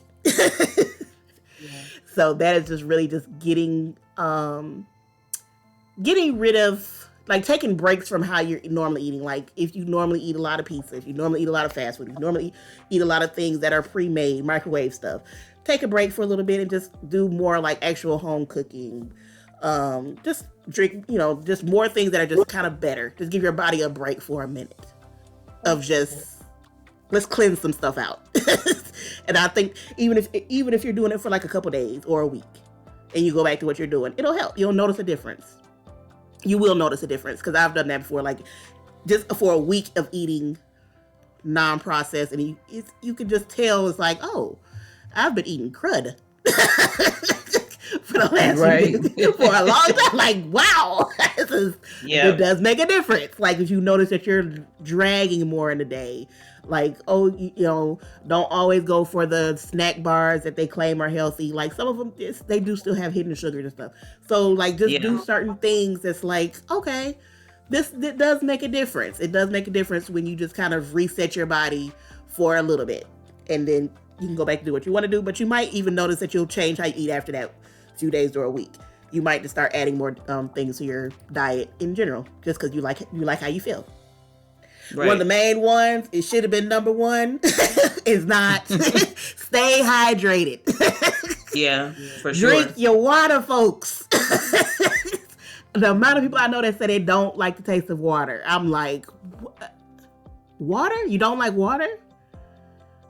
Okay, it's water.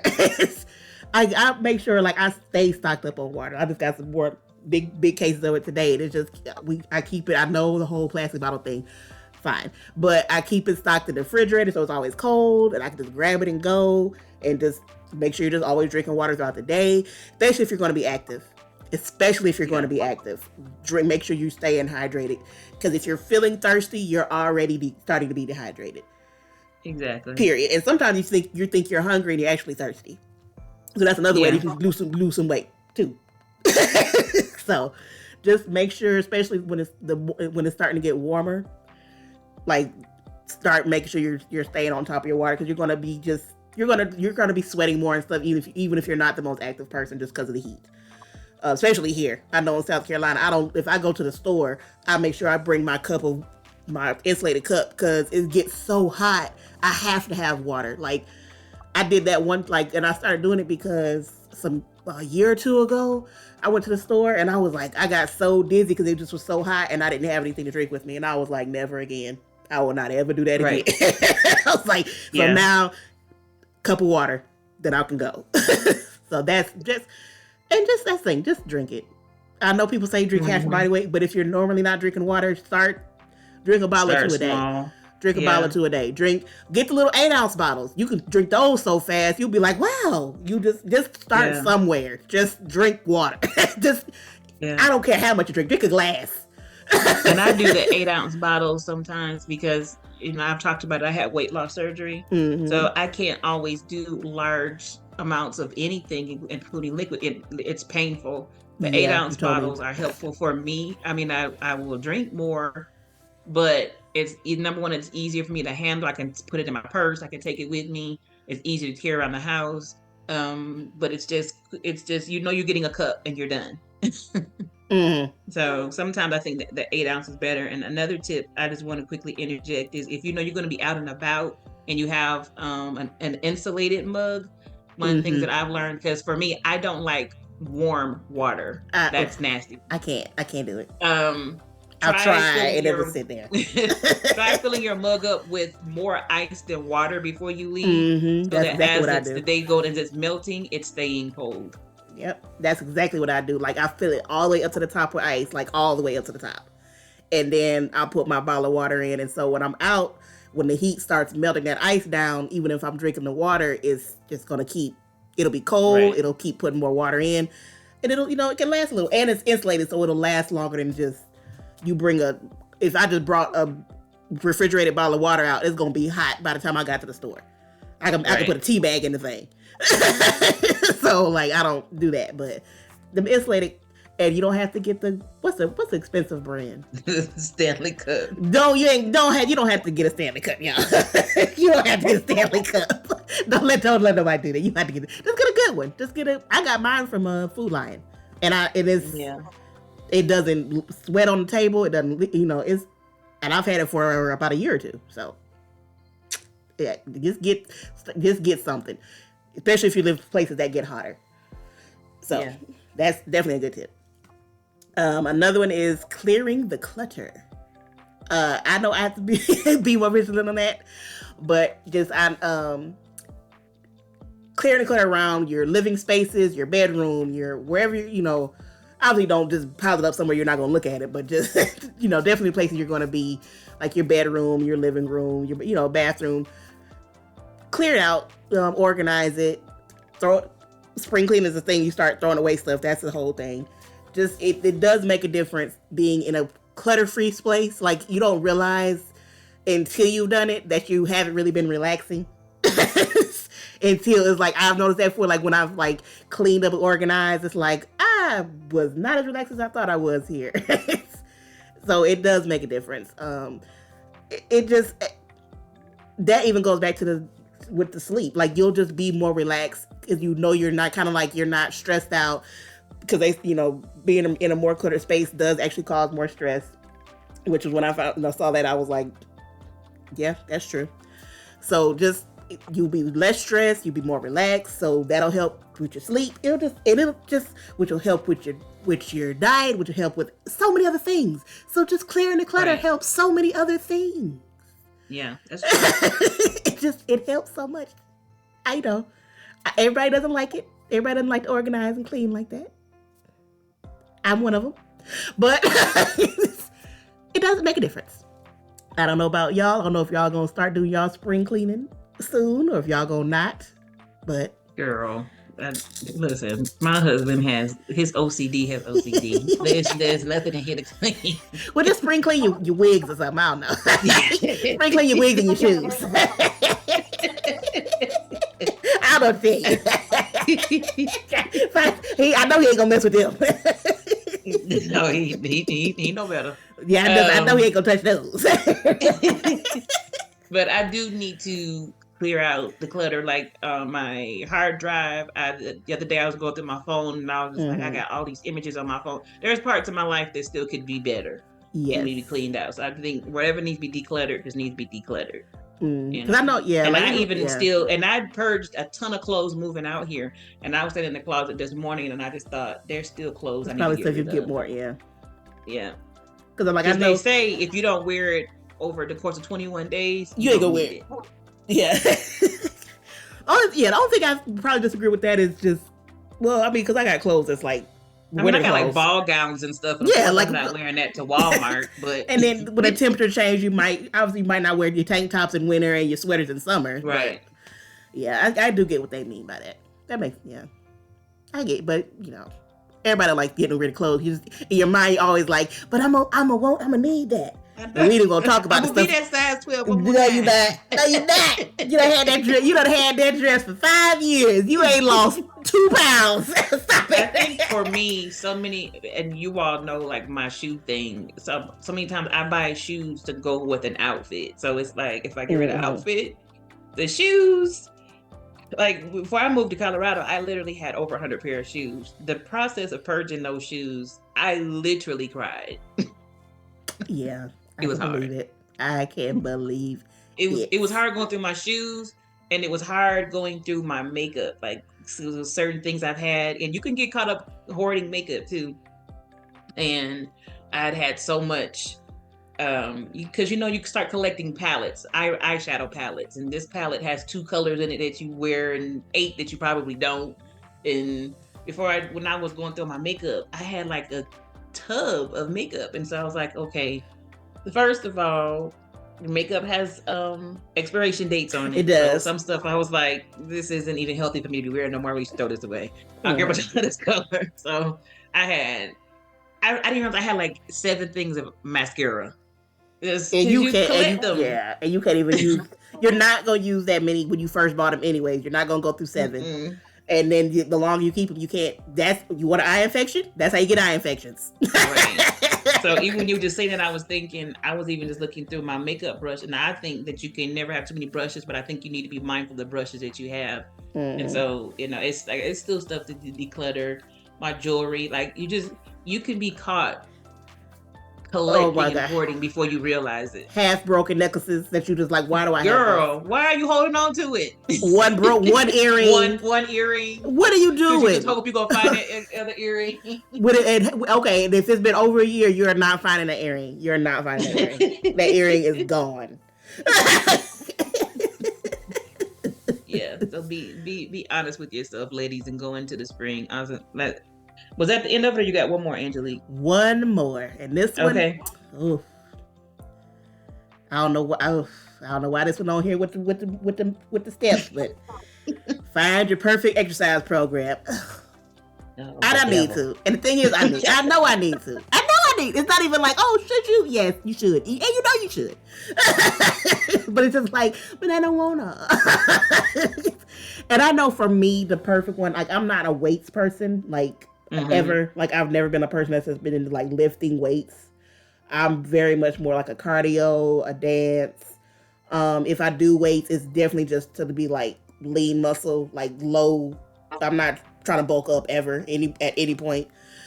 But that would definitely be like I would do like, which I do like that now. Is so much is on YouTube. I can find dance extra workouts. I can find all that type of stuff. I do still plan to do stuff with Dwight, but I'm like, he usually does stuff when I'm working or it's like really in the morning. I'm like, Dwight, I love you. I'm not driving out there at 6 o'clock in the morning to do workout. I'm sorry. It's not you, it's me. I'm not a 6, 7 o'clock in the morning workout person. His Zumba class will break you. You hear me? Yeah, that's what I'm like. It's like, I know it would be fun, but I'm just like, ooh, why is it so early? And a lot of times it's on days that we have church or stuff, which is already a no-go for me. But definitely like dance workouts, I would be way more likely to stay up to doing it than just like lift weights, do sit-ups. Like I just would be more likely to do that long term, especially if it's low impact. I don't know what type you would like. I know you probably would like less to low impact, more like dance stuff. Because I know I've even seen stuff that's like ballet, like or modern type. It's not necessarily like hip hop. It's just like I'm going to lean more toward the yoga, and this is something the White and I talked about. Well, he said on our show when he was a guest that since my husband is a yellow belt in 2 different martial arts, I'm going to practice like stretches and stuff with him because he does taekwondo. And, that would be perfect to start. That would be perfect to start with. Yeah. So I just think that'll be good for me, because I just health things and stuff, but that'll work for me. And what's crazy is I can move as a dancer choreographer, but certain other things, I think it's because my mind just says I got to get this done. Yeah. But I still want the to be able to endure, to be able to go for long, because I can tap out now. Oh. And that's why I want to do more cardio, because I'm like I want to do cardio and more flexibility. So I'm like I want my flexibility to go back up, and I need my endurance to go back up. To it better than it. I'm not, even if I was 80, I'll say some folks in their 80s that's embarrassing. I'm like, y'all making me look bad. But very much so. What about you, Shani? What kind of exercises? I know you like to do all kind of stuff. Shani be walking for 20 miles. Yeah, Shani's the workout person. I like walking and yoga the most. You don't do anything that's like your strength main training. Strength. Oh, yeah, I forgot Shani like weights and strength stuff. I don't care for weights. We're not good friends. I probably need to put a little ankle weights on my little ankles or something. That's what I need. Get some little ankle and wrist weights, and just walk around the house a little bit. Just a little 2 pounds. Just start with the baby weight. Well, if you're doing it for like a lot of people that do that type of that, because you will build strength over time. Just you will. Mm-hmm. They'll start low weights because you're wearing them, and just walk around the house with them on. Do your regular daily stuff with them on. And then just over time, you might, I've been doing this a while, I don't feel it. I can go up to 5. Obviously, you ain't going to go up to 15, 20, 30, but that type of stuff, a little ankle and wrist weight, I might give you some little ankle and wrist weights and just walk around the house. Walk around. I need to get better at it. Me too. Well, thank you so much for that, Angela. We got these tips. We're going to go into the spring season being better women. We don't want to just exist. We want to live. And so these were great tips for us to live. Yeah. Chantalie. Yeah. It boils down to work out, drink water, and clean up. Yes. That's what it boils down to. It was 9 tips, but if you don't want to remember all of them, work out more, eat better, go to bed, drink water, and clean your house. Yeah, pretty much. There you go. And what your mama told you from the time you was a kid. Really? Because they seem so fancy, but that's literally all it is. Yeah. Sometimes you just need a reminder. That's all. All right, Chantalie, I know that you have some things to share with us that's in the stars, astrology-wise. Are you going to share with us about celebrities or about ourselves? A celebrity. Oh, okay. Okay. So... Ooh. This is... I just wasn't ready. I know. I'm distracted by the picture. Okay, I'm gonna let you speak. So, this is. I want to talk about Venus in the 12th house. If you have Venus in the 12th house, then I'll talk about a celebrity that has Venus in the 12th house, so we can get like an example. But this is how to love yourself if you have Venus in the 12th house. And I want to do these so like, everybody can be covered, but I feel like this is a good start. Mm-hmm. And this is the Yoruba Orisha Oshun, and she represents Venus too. So just so you know. Oh, okay. No wonder I like her. It's AI generated. I didn't do it. I just got it off the internet. It's okay. But I'm learning. Okay. Let's see. Okay, so here's some meanings of Venus. Venus is the positive side of Venus is loving, affectionate. She represents elegance, music, things being harmonious and peaceful, balanced, because she rules Libra, and Libra represents things that are fair and balanced. She is gentle, graceful, sociable, balanced, passionate, friendly. I can't see what the last two are. Refined and and sensuality. sensuality. There it is. Okay. And some of the negative effects of Venus is lazy, vain, sentimental, vices, is what she can represent, uh like I was talking about in class the other day. Venus represents sugars and things that are sweet, real sweet. So Oh, those could be some yeah. sentiments. You know, 'cause sometimes when we feel sad, like eat ice cream and stuff like that. Yeah, I done had some sentimental vices before. Oh, girl, that's why I had to have that surgery. Really? Sensual corruption. Yeesh. What does Yeah, that and mean? you know, you can imagine. I was gonna say you can imagine what it means, but Oh. with with the Venus represents women, but also sexuality, and the corruption of it could be, you know, I'm trying not to say the wrong words. So you like maybe it could be being your sensuality being misused in some type of way. Okay, I get you saying. Some type of exploitation or some versions of SA. Right. Okay. So as you can see, Venus loves beauty and things being refined. But if the negative effect would be lack of taste, not having taste or refinement at all. It just depends on, you know, what planets are aspecting your Venus in your chart and what sign it's in. Another thing, if you're lacking refinement, then you could also be kind of crass, kind of rude. So crass is such a harsh, like when you say it's like, ooh, I would hate somebody call me crass. Like I'd rather be called rude than crass. So if you have the 12th house represents loss, it represents expenditure, it represents moksha or liberation, immigration, like moving to a place that is not known to you. It represents isolation, bed comforts, charity. It represents jails because it represents isolated places. Also hospitals because it represents isolated places, foreign places, and it represents feet. Okay, so now we're going to put all these together.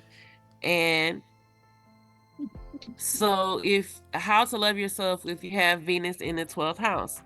Well, you have to allow yourself the time and the space to lose yourself into the things that you love doing. I like that. Yeah. You like that? We'll see why you like that soon. You have to nurture your imagination and your creativity. Don't let anyone belittle. Like if you know you have Venus in the 12th house, don't let anybody kind of belittle your creativity or your imagination, because that's how you love yourself.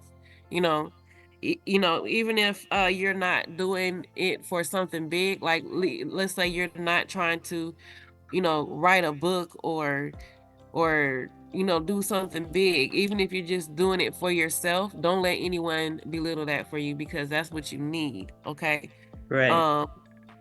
It's also important for you to indulge in your beauty and self-care if you have Venus in the 12th house. That's really important because Venus represents, like I was saying in class, Venus represents all the self-confidence, self-care, self-love, self-worth, self-esteem, all those. Venus rules all those. And in the 12th house, that's where we can go and just, really be ourselves, really be who we are, really like I was saying, like the word lose yourself. You can allow yourself to do that with positive things in the 12th house.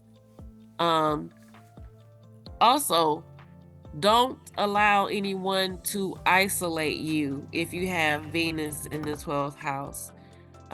You could, and I'm not just talking about romantic relationships, any type of relationship, because if you have Venus in the 12th house, you're going to be a person who is sociable and friendly and caring and really cares for other people. And isolation is part of the 12th house. So you want to make sure that that's not happening, because you love yourself. Part of loving yourself is allowing yourself to be loving and caring for other people. I like that. Okay. Yeah. So the another thing is to be aware that negative relationships can affect your health, especially if you have Venus in the 12th house. So, and this is because the 12th house and Venus have a lot to do with healing. A lot of people who have planets, like important planets, or just a lot of planets in the 12th house, healing and health is going to be a major deal for you. You might work in hospitals, you might deal with healing in a lot of different ways. So, Venus also represents love and relationships. So, you want to make sure that every relationship you have, whether it's co-workers, family, whatever it is, that is healthy, so you can stay healthy if you have Venus in the 12th house. Okay. So now to the celebrity who has Venus in the 12th house that we can kind of get a deeper understanding from. Oh. It's Minister Leah.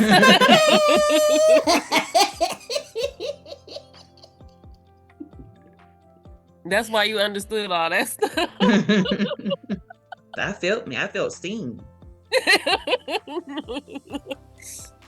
Okay, so Venus in the 12th house has a deep love for spirituality. And Venus is like devotion, and the 12th house is deep, like I explained in class, is the deepest part of the ocean where we can't see things with our natural eyes. We have to look at them with our third eye.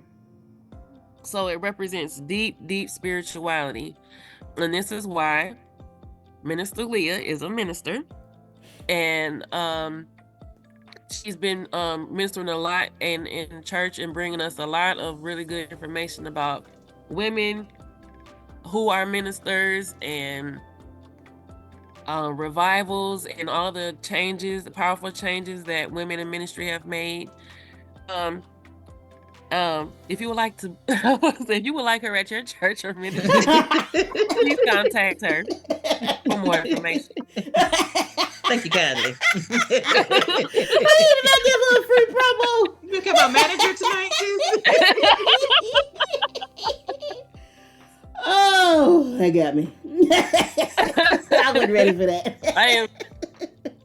I know how else to end that, but so Venus is beauty. Venus represents beauty, and the 12th house is kind of like a how do I say it? The 12th house is kind of like, it escalates that. It's like a deep beauty, a deep love for beauty. Okay, so Minister Leah also is a model, as you see here with these pictures. If you are watching and not listening, I mean listening. What am I talking about? I'm sick, y'all. Listen, she mean listening and not watching. Thank you. You here with her little umbrella, Ella. Then we have the purple mermaid hair. on a nice spring day. Then we have her looking like a little celebrity right here. I actually modeled for Lane Bryant for that one. Oh, okay. With the ABC4 Low Country Live. Okay. Yeah, I was on TV. I really was feeling like a celebrity that day. Okay. So another thing for Venus in the 12th house, like I said, the 12th house represents feet. Johnny, was you all on my Facebook page? She looked like Yes, she I was. She I was was digging. She I was was all digging up and there. through Facebook. Okay. She was digging deep. And I was doing it while we was talking.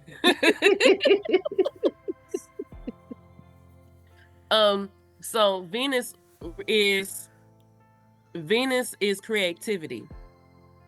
And the 12th house is imagination, and it also represents feet. So here, and it also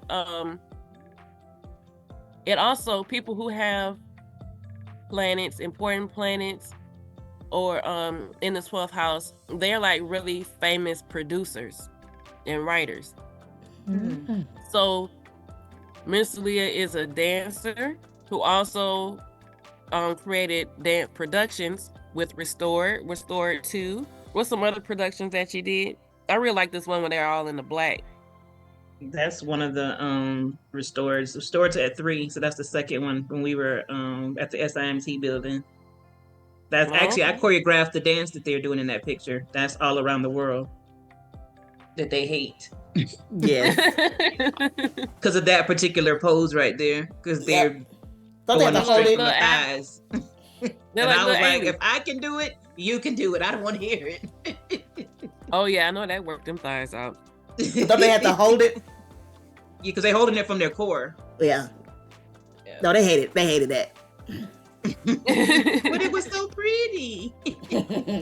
You was. And they kept on looking at me, and I was like, what you looking at me at? I did 10 years with Peak Community Arts Team, but I've worked with other dance teams. I've trained dance teams. I trained leaders. I still do dance conferences. I've hosted, I can't even count how many dance concerts, just bringing dancers together. But I write, direct, and produce, and not so much choreography, but everything in performing arts. I just, I don't know. I just feel like I am the stage, and the stage is me. We're one. So that's how I feel about production. The 12th house is who you really are. Mm. It's who you were in the womb before you were born. Mm. I believe that. I've never not seen myself on the stage. Mm-hmm. Since I was as young as about 4 years old, I've always known I was going to be on stages. Mm-hmm. But see, the thing with you though, is you have Chiron, which is the wounded healer, and you also have the part of fortune there too. So as much as it could have brought you joy, which is also joy and happiness is something that Venus represents, it could have also brought you wounds and something that you had to grow into. Yeah.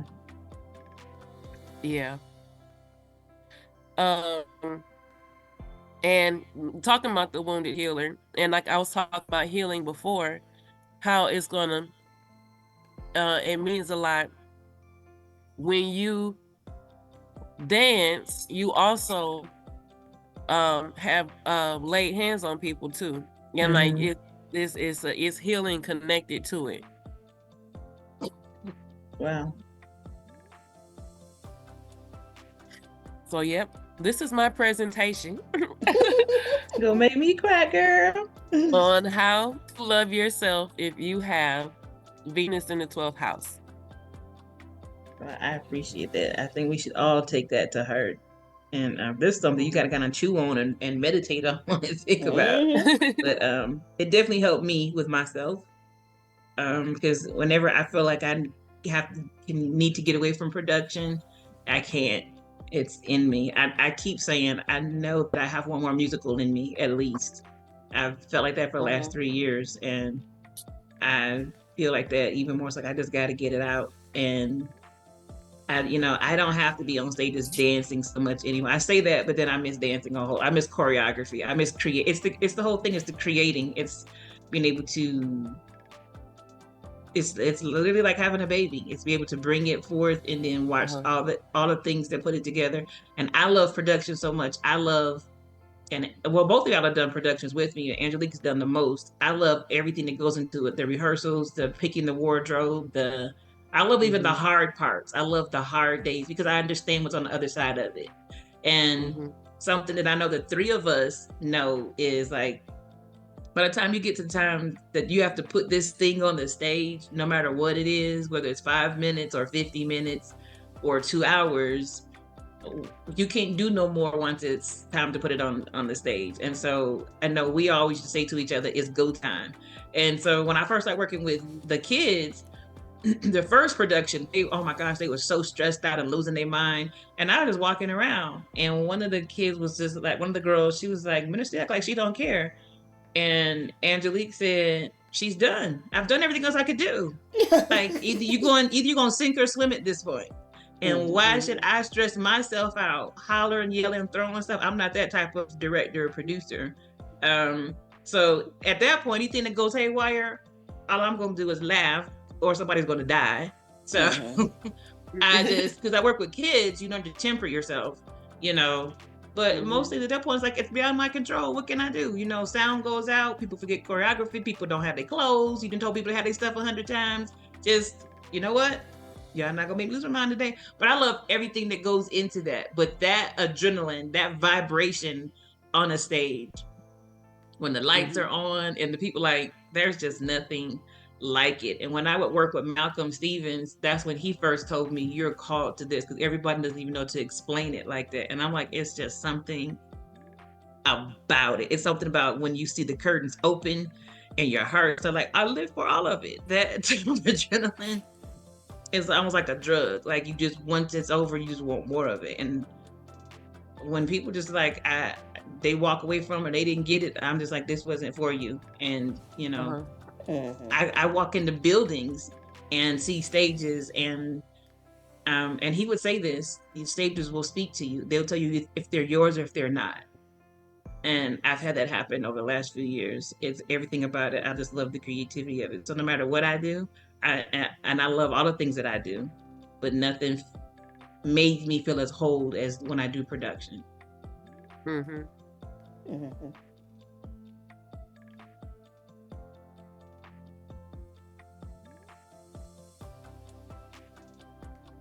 Yep. All right. That was all good. I'm gonna stop looking at this picture of her because she is distracting. I'm over here like makeup, but yeah, the makeup is just like, ugh, yeah. I will say just one last thing, and then I'm gonna go to the part that I have to share. The one thing I would say, learning to love each other, that production taught me that honestly, I think preaching didn't, and business hasn't. It was that I had to learn to love myself in a whole different way, because it's every bit of who I am. So when you're misunderstood, it's just like, that's total rejection. That's rejecting me. If you don't get me preaching, well, you just didn't get me preaching. I can get over that. If you don't understand me in business, we just might not be meant to do business together. But when you attack something that I created, that's like attacking my kids. That has sent me into depression. That has made me want to give up and quit, because it's so personal, so connected to it. So when I finally got to the point that I was just like, I'm going to do this no matter what. And the way that I see things is different. The way I direct is different. The way I create is different. And understanding that was just the gift that God gave me, I just won't be shaken by that. Well, I had to start inside. So, but it gives you a boldness that's insane, because once I got it, then I can stand toe to toe with any person. I can deal with the parents. I can deal with the dancers. I can deal with technical people. I deal with a lot of men. I deal with a lot of men with egos, sound people, technical people. Like those men, they think they know more than you, but you're not putting this together. It made me be the warrior.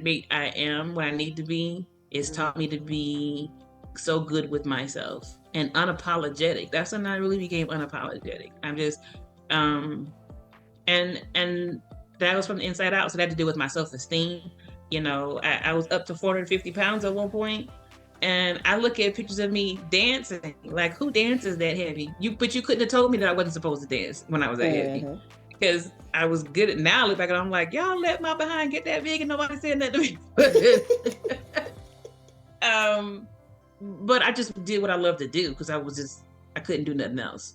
And now, once I was diagnosed with cancer, that was one of the first things that the doctors told me, because it affected my spine, my hip, my bones, that it was like, this is something that you shouldn't be doing. I just remember having one of the doctors tell me, you need to pack up your stuff, pack your dance stuff up, and I was just like, that's just not happening. So I don't do the things I used to do.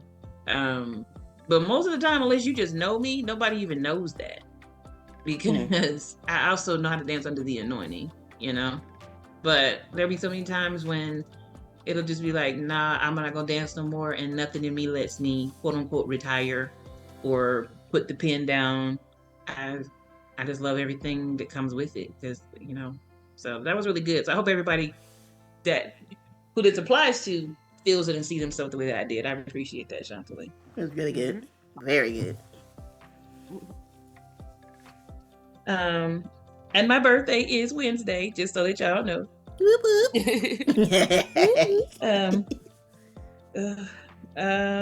So I want to deal with what it means to have goals and go into this spring, this new season, this part of your life when you're older. So I'm starting to look at that part of life that's at that 50. That's the number. At one point, it didn't even cross my mind, and now I'm like, she creeping up on me. She getting a little close. So when you're at the point in your life when your children are getting older, your children are grown, your life is shifting. Sometimes women specifically, as I believe the bulk of our listeners are female, women specifically get into a place where you kind of feel like, well, what now? What am I supposed to do? You got plenty to do. One thing I had to learn is my life wasn't defined by my children or being a mother. I think a lot of times we unfortunately believe that, or even being a wife. So I want to encourage you. A lot of things Angelique shared are on point, I think, no matter what age you are. But I did want to reiterate, even with setting the goal of increasing your water and getting enough water, she definitely gave the reasons for just staying hydrated in your health and even dealing with your appetite. But I'm going to take it a step further. When you get a little bit older, your 40s and into your 50s, well, you got to deal with your health when you're dealing with prescriptions and different type of health issues, whether you're perimenopausal or different things like that. You need that water to help flush things out. You need water to replenish. Your bones are, this is reality. Your bones are getting more dense. You can be dealing with brain fog from whether it's any myriad of things. But your cognitive abilities need the water. Your brain needs the water. Yes. And these are things that I took for granted till I couldn't take them for granted no more. Well, I know a lot of people drink coffee first thing in the morning, but I've sometimes found coffee does, it does the same, but sometimes just drinking, that's not a word, just drunk a cold bottle of water first thing in the morning. That's just a cold bottle of water, and it woke me up more than having some caffeine. Yeah, it's totally revitalizing. It is important to eat healthy, and you eat healthy for different things at different phases of your life. And so it's important to know, as you're maturing and your life is changing, your body's changing, what is it that your body needs? You need different types of fuel and different things when you're busy and raising children and different things. But as your life may be a little bit different now, health is healthy, but you may need more of certain vitamins and minerals than you did 20 years ago. So, I think, and my recommendation is to at least have one consultation with a professional nutritionist or a nutrition coach. My son is a nutrition coach. My son, Dwight, my middle child, who will be 25 next week. I can't believe that time has gone by that fast. But get with someone who knows what they're talking about, and not just assumes. Like Angelique mentioned, just because something says it's healthy on a package doesn't mean it's healthy. Just because something says no sugar doesn't necessarily mean that. Or something that my son and I often talk about, falling for the trap of organic. Organic does not mean healthy. Organic applies to how it is raised, how it is Yes. comes out of the ground. Yeah. It's nothing to do with healthy. No. And it's just they can upcharge because they put organic right. on it. You perfectly fine getting the same lettuce that don't say organic. Right. And so I mean, you could get a nutritionist at any point in time, but I just feel like when you're speaking to this point in life, because Angelique talked about organization, this is a time in your life where you really should be making sure these pathways and your goals are very set and clear. Because number one, you don't have the distraction of children anymore, or your children at least are older. If you're in a relationship, you've probably been in a relationship for a while, so y'all in a good groove. We're praying. You got your thing going. Or if you're happily single, you're in that groove, but you don't maybe have the distractions of when you're younger and you're trying to build relationships and you're out dating. Like your life is in a different place when you're in your 40s, period. No matter what it is, it just is.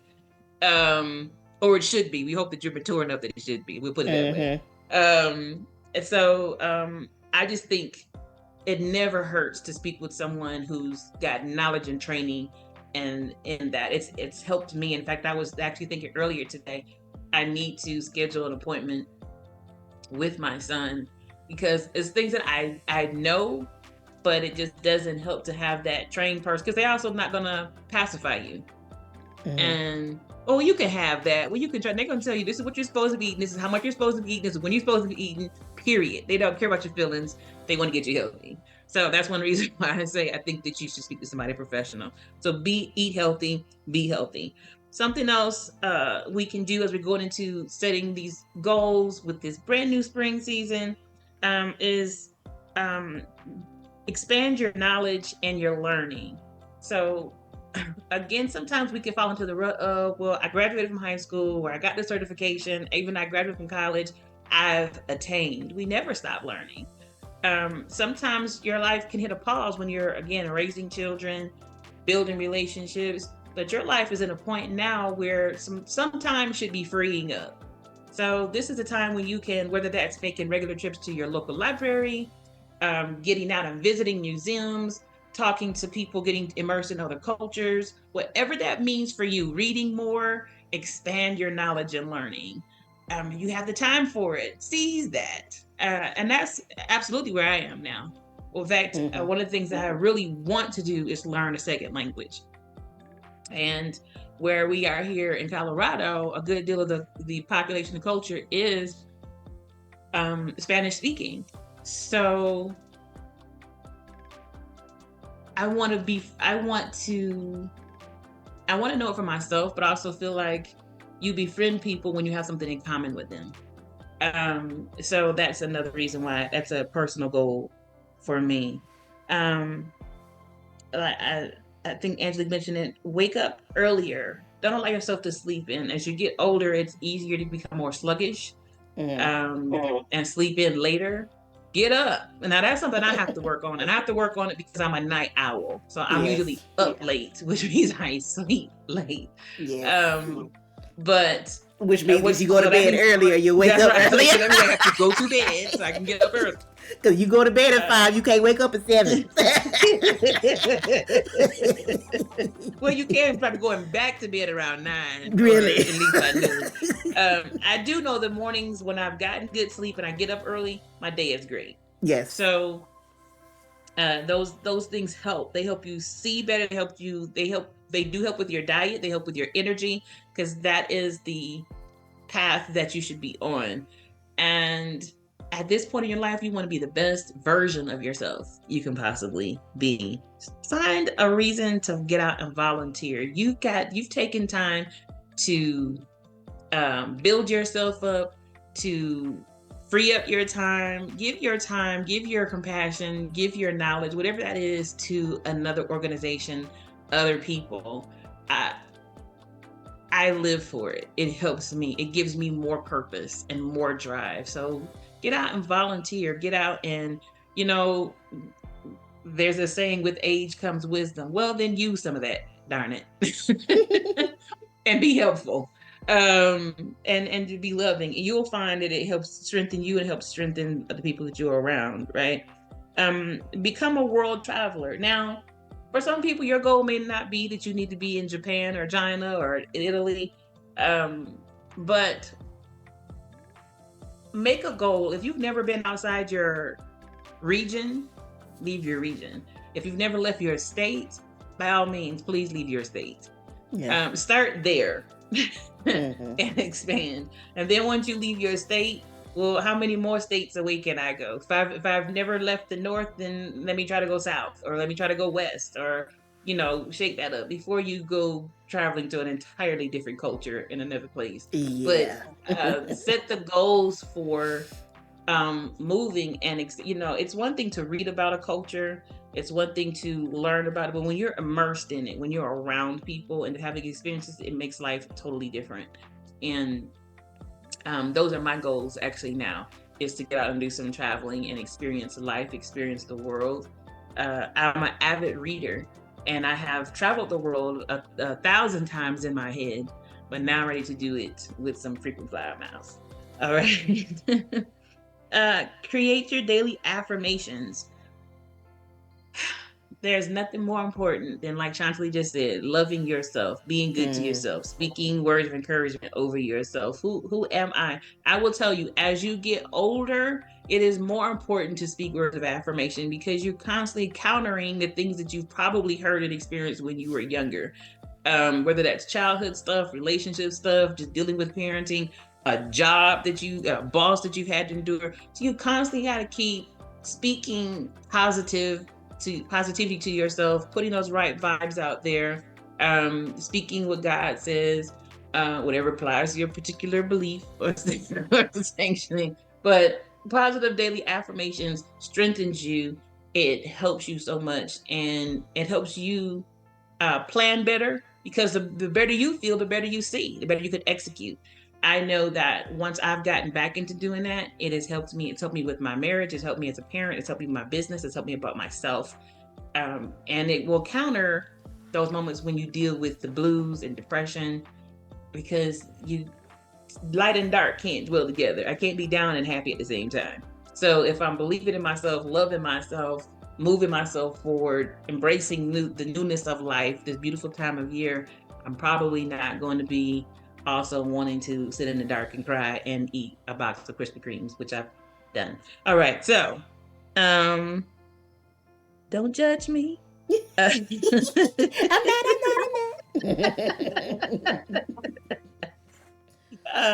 Get your finances in order. This is the time in life. If your money has been funny, it's time to make it stop laughing and get it real serious. You need to be clearing up debts, getting your credit score together, investing in your 401k, dealing with investments, period. You should not be living paycheck to paycheck. And this is not a knock on anybody who is. God knows I've done it. Plenty of us have done it. You've been there. But we're mature women now. We're mature people now. You should have learned something in these 20, 30 years of being out on your own in adulthood that should place you in a better place. So you want your money, your finances together, because we should not be looking at ownership. And some of that is hard if your credit isn't good. If you don't have money for a deposit. You shouldn't always be borrowing. You should be the lender sometimes, or you don't need to lend. Just know you have the capability to lend. And so make sure your finances are where you not just need them, but want them, which should be a step ahead of needing them, and working on that. Work on it. It's not going to happen overnight, but it will happen. That has been something I've been working on, and I'm proud of myself. And I've had some setbacks. Life happens, but if you get set back, get back up and get back on it again. And don't let that be the final thing. Stay in control of your money and get your money working for you. Don't work for that money and your finances. and work on your relationship. Like, this is one of the things I think too. Work on your relationships. I think it's easy to allow our relationships to get stagnant or even falter, whether that is our relationships with our children, our relationships with our parents, our relationships with our spouses. At this point in time, a lot of times marriages tend to start getting to that point where people start debating on divorce. Well, you start working on the marriage. Because a lot of times your kids were the emphasis, and now you're in the house looking at your spouse and y'all don't know what to do. Well, y'all was doing what you needed to do along the way. That can be rectified. Some people, I, you know, where are you even with your friendships? Do you have healthy friendships? I've had to completely change some friendships because what I needed in a friend when I was 20, I don't need at 45 because my life is different. And that's okay. What is it? Something that Chantilly often says is life is about choices and you choose. And what is it that you're wanting to choose for yourself? I think a lot of times when we're younger, a lot of our friendships are driven by pleasing somebody else and what they need. I want to make them happy. They'll get mad if I don't. I'm at a whole different place in my life right now. If you upset because I don't call you right back, I text you right back because we don't go out to lunch every week, you are not the friend for me and I'm not the friend for you. I need friends who are going where I'm going and think like I think and doing what I'm doing and are motivated like me. And so what does that look like? It also may not look like the same group of people that you grew up with. It may be a different race of people, a different class of people. Those things are okay. But it's about you knowing that, owning that, and not apologizing for it. I think we get into apologizing for who we are way too much. Yeah.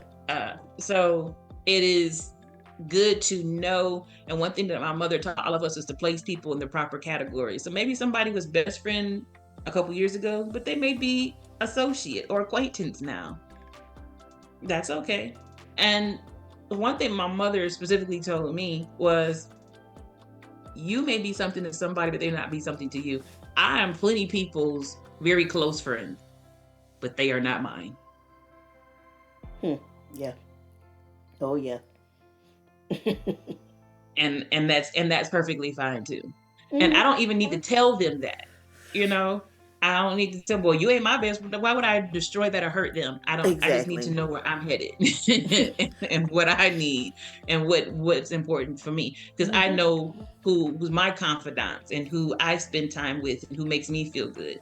So those things, knowing where your relationships are, is your marriage where you want it to be, or the person you're in a relationship with, is it where you want it to be? If it's not, then do the things that matter, whether that's being intentional with your time, whether that is getting counseling, whether that is making some decisions that just need to be made, and they may be tough decisions. Because I've been very open about, I've been divorced, but I will tell you, I one of the things that divorce taught me, and I'm just saying this about me, so this is not doctrine, and I'm not telling anybody about what divorce is. I'll never love another man more than I love myself. I just won't. And so, whatever that decision means for you, whether that means some time by yourself, whether that just means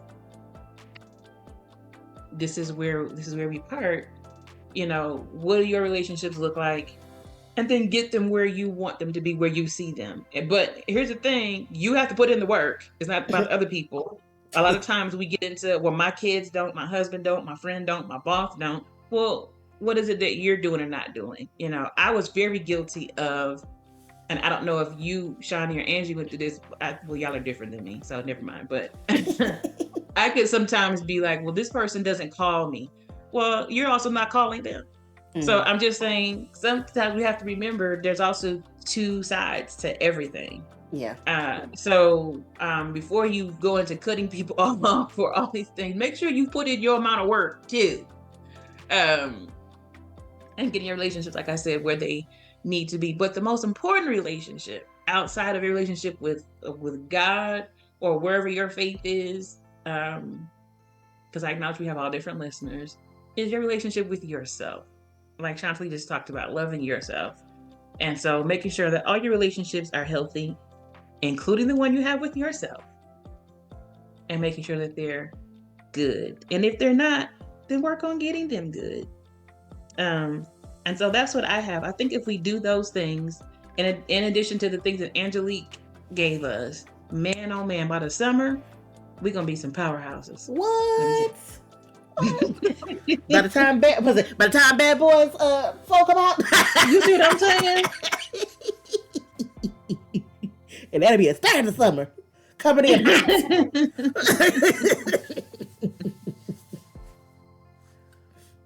Yeah, so that is where we are. It has been a wonderful time talking with you all today, and spilling tea, reviewing good music, and inspiring you and encouraging you to be your best. So setting goals.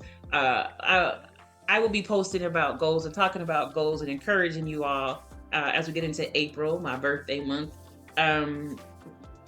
What's important, and just encouraging you, and that's what I feel good about. Look for the things on our channel from Chantalie as she continues to talk to you about astrology, and your life. We can never hear more about that. And then when you just want to sit back and just get you some good entertainment and have a good kiki, well, Angelique has amazing content.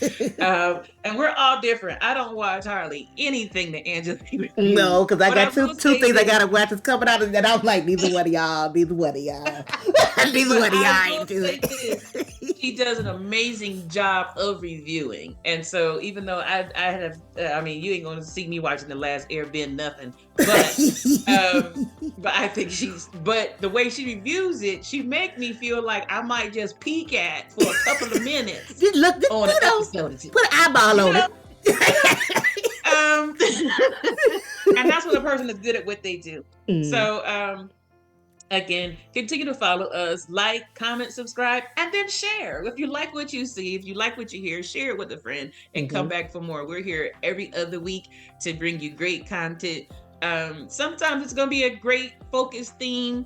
And then sometimes, like today, we just want to get together and talk. And we all have had notes on what we was going to talk about. Everybody knew what we talked about, but you get caught up sometimes. It was Beyonce. It was the Beyonce effect. The Elijah Sisters podcast because you want to be a part of what it means to be the Elijah Sisters. And when the three of us get together, this is exactly what it is. It's just a great time. So come back on April the 12th for another great time. And our guest will be Arthenius Jackson Colvin. She is the owner and CEO and founder of One Touch Transformation. April, is, as we know, SA Awareness Month, and her organization specifically helps people, survivors, get through that. She's been a longtime friend and supporter of us and our journey, and I cannot wait to have this wonderful conversation with Arthenius.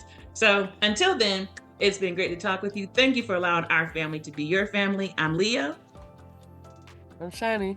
And I'm Angelique. You have a great night.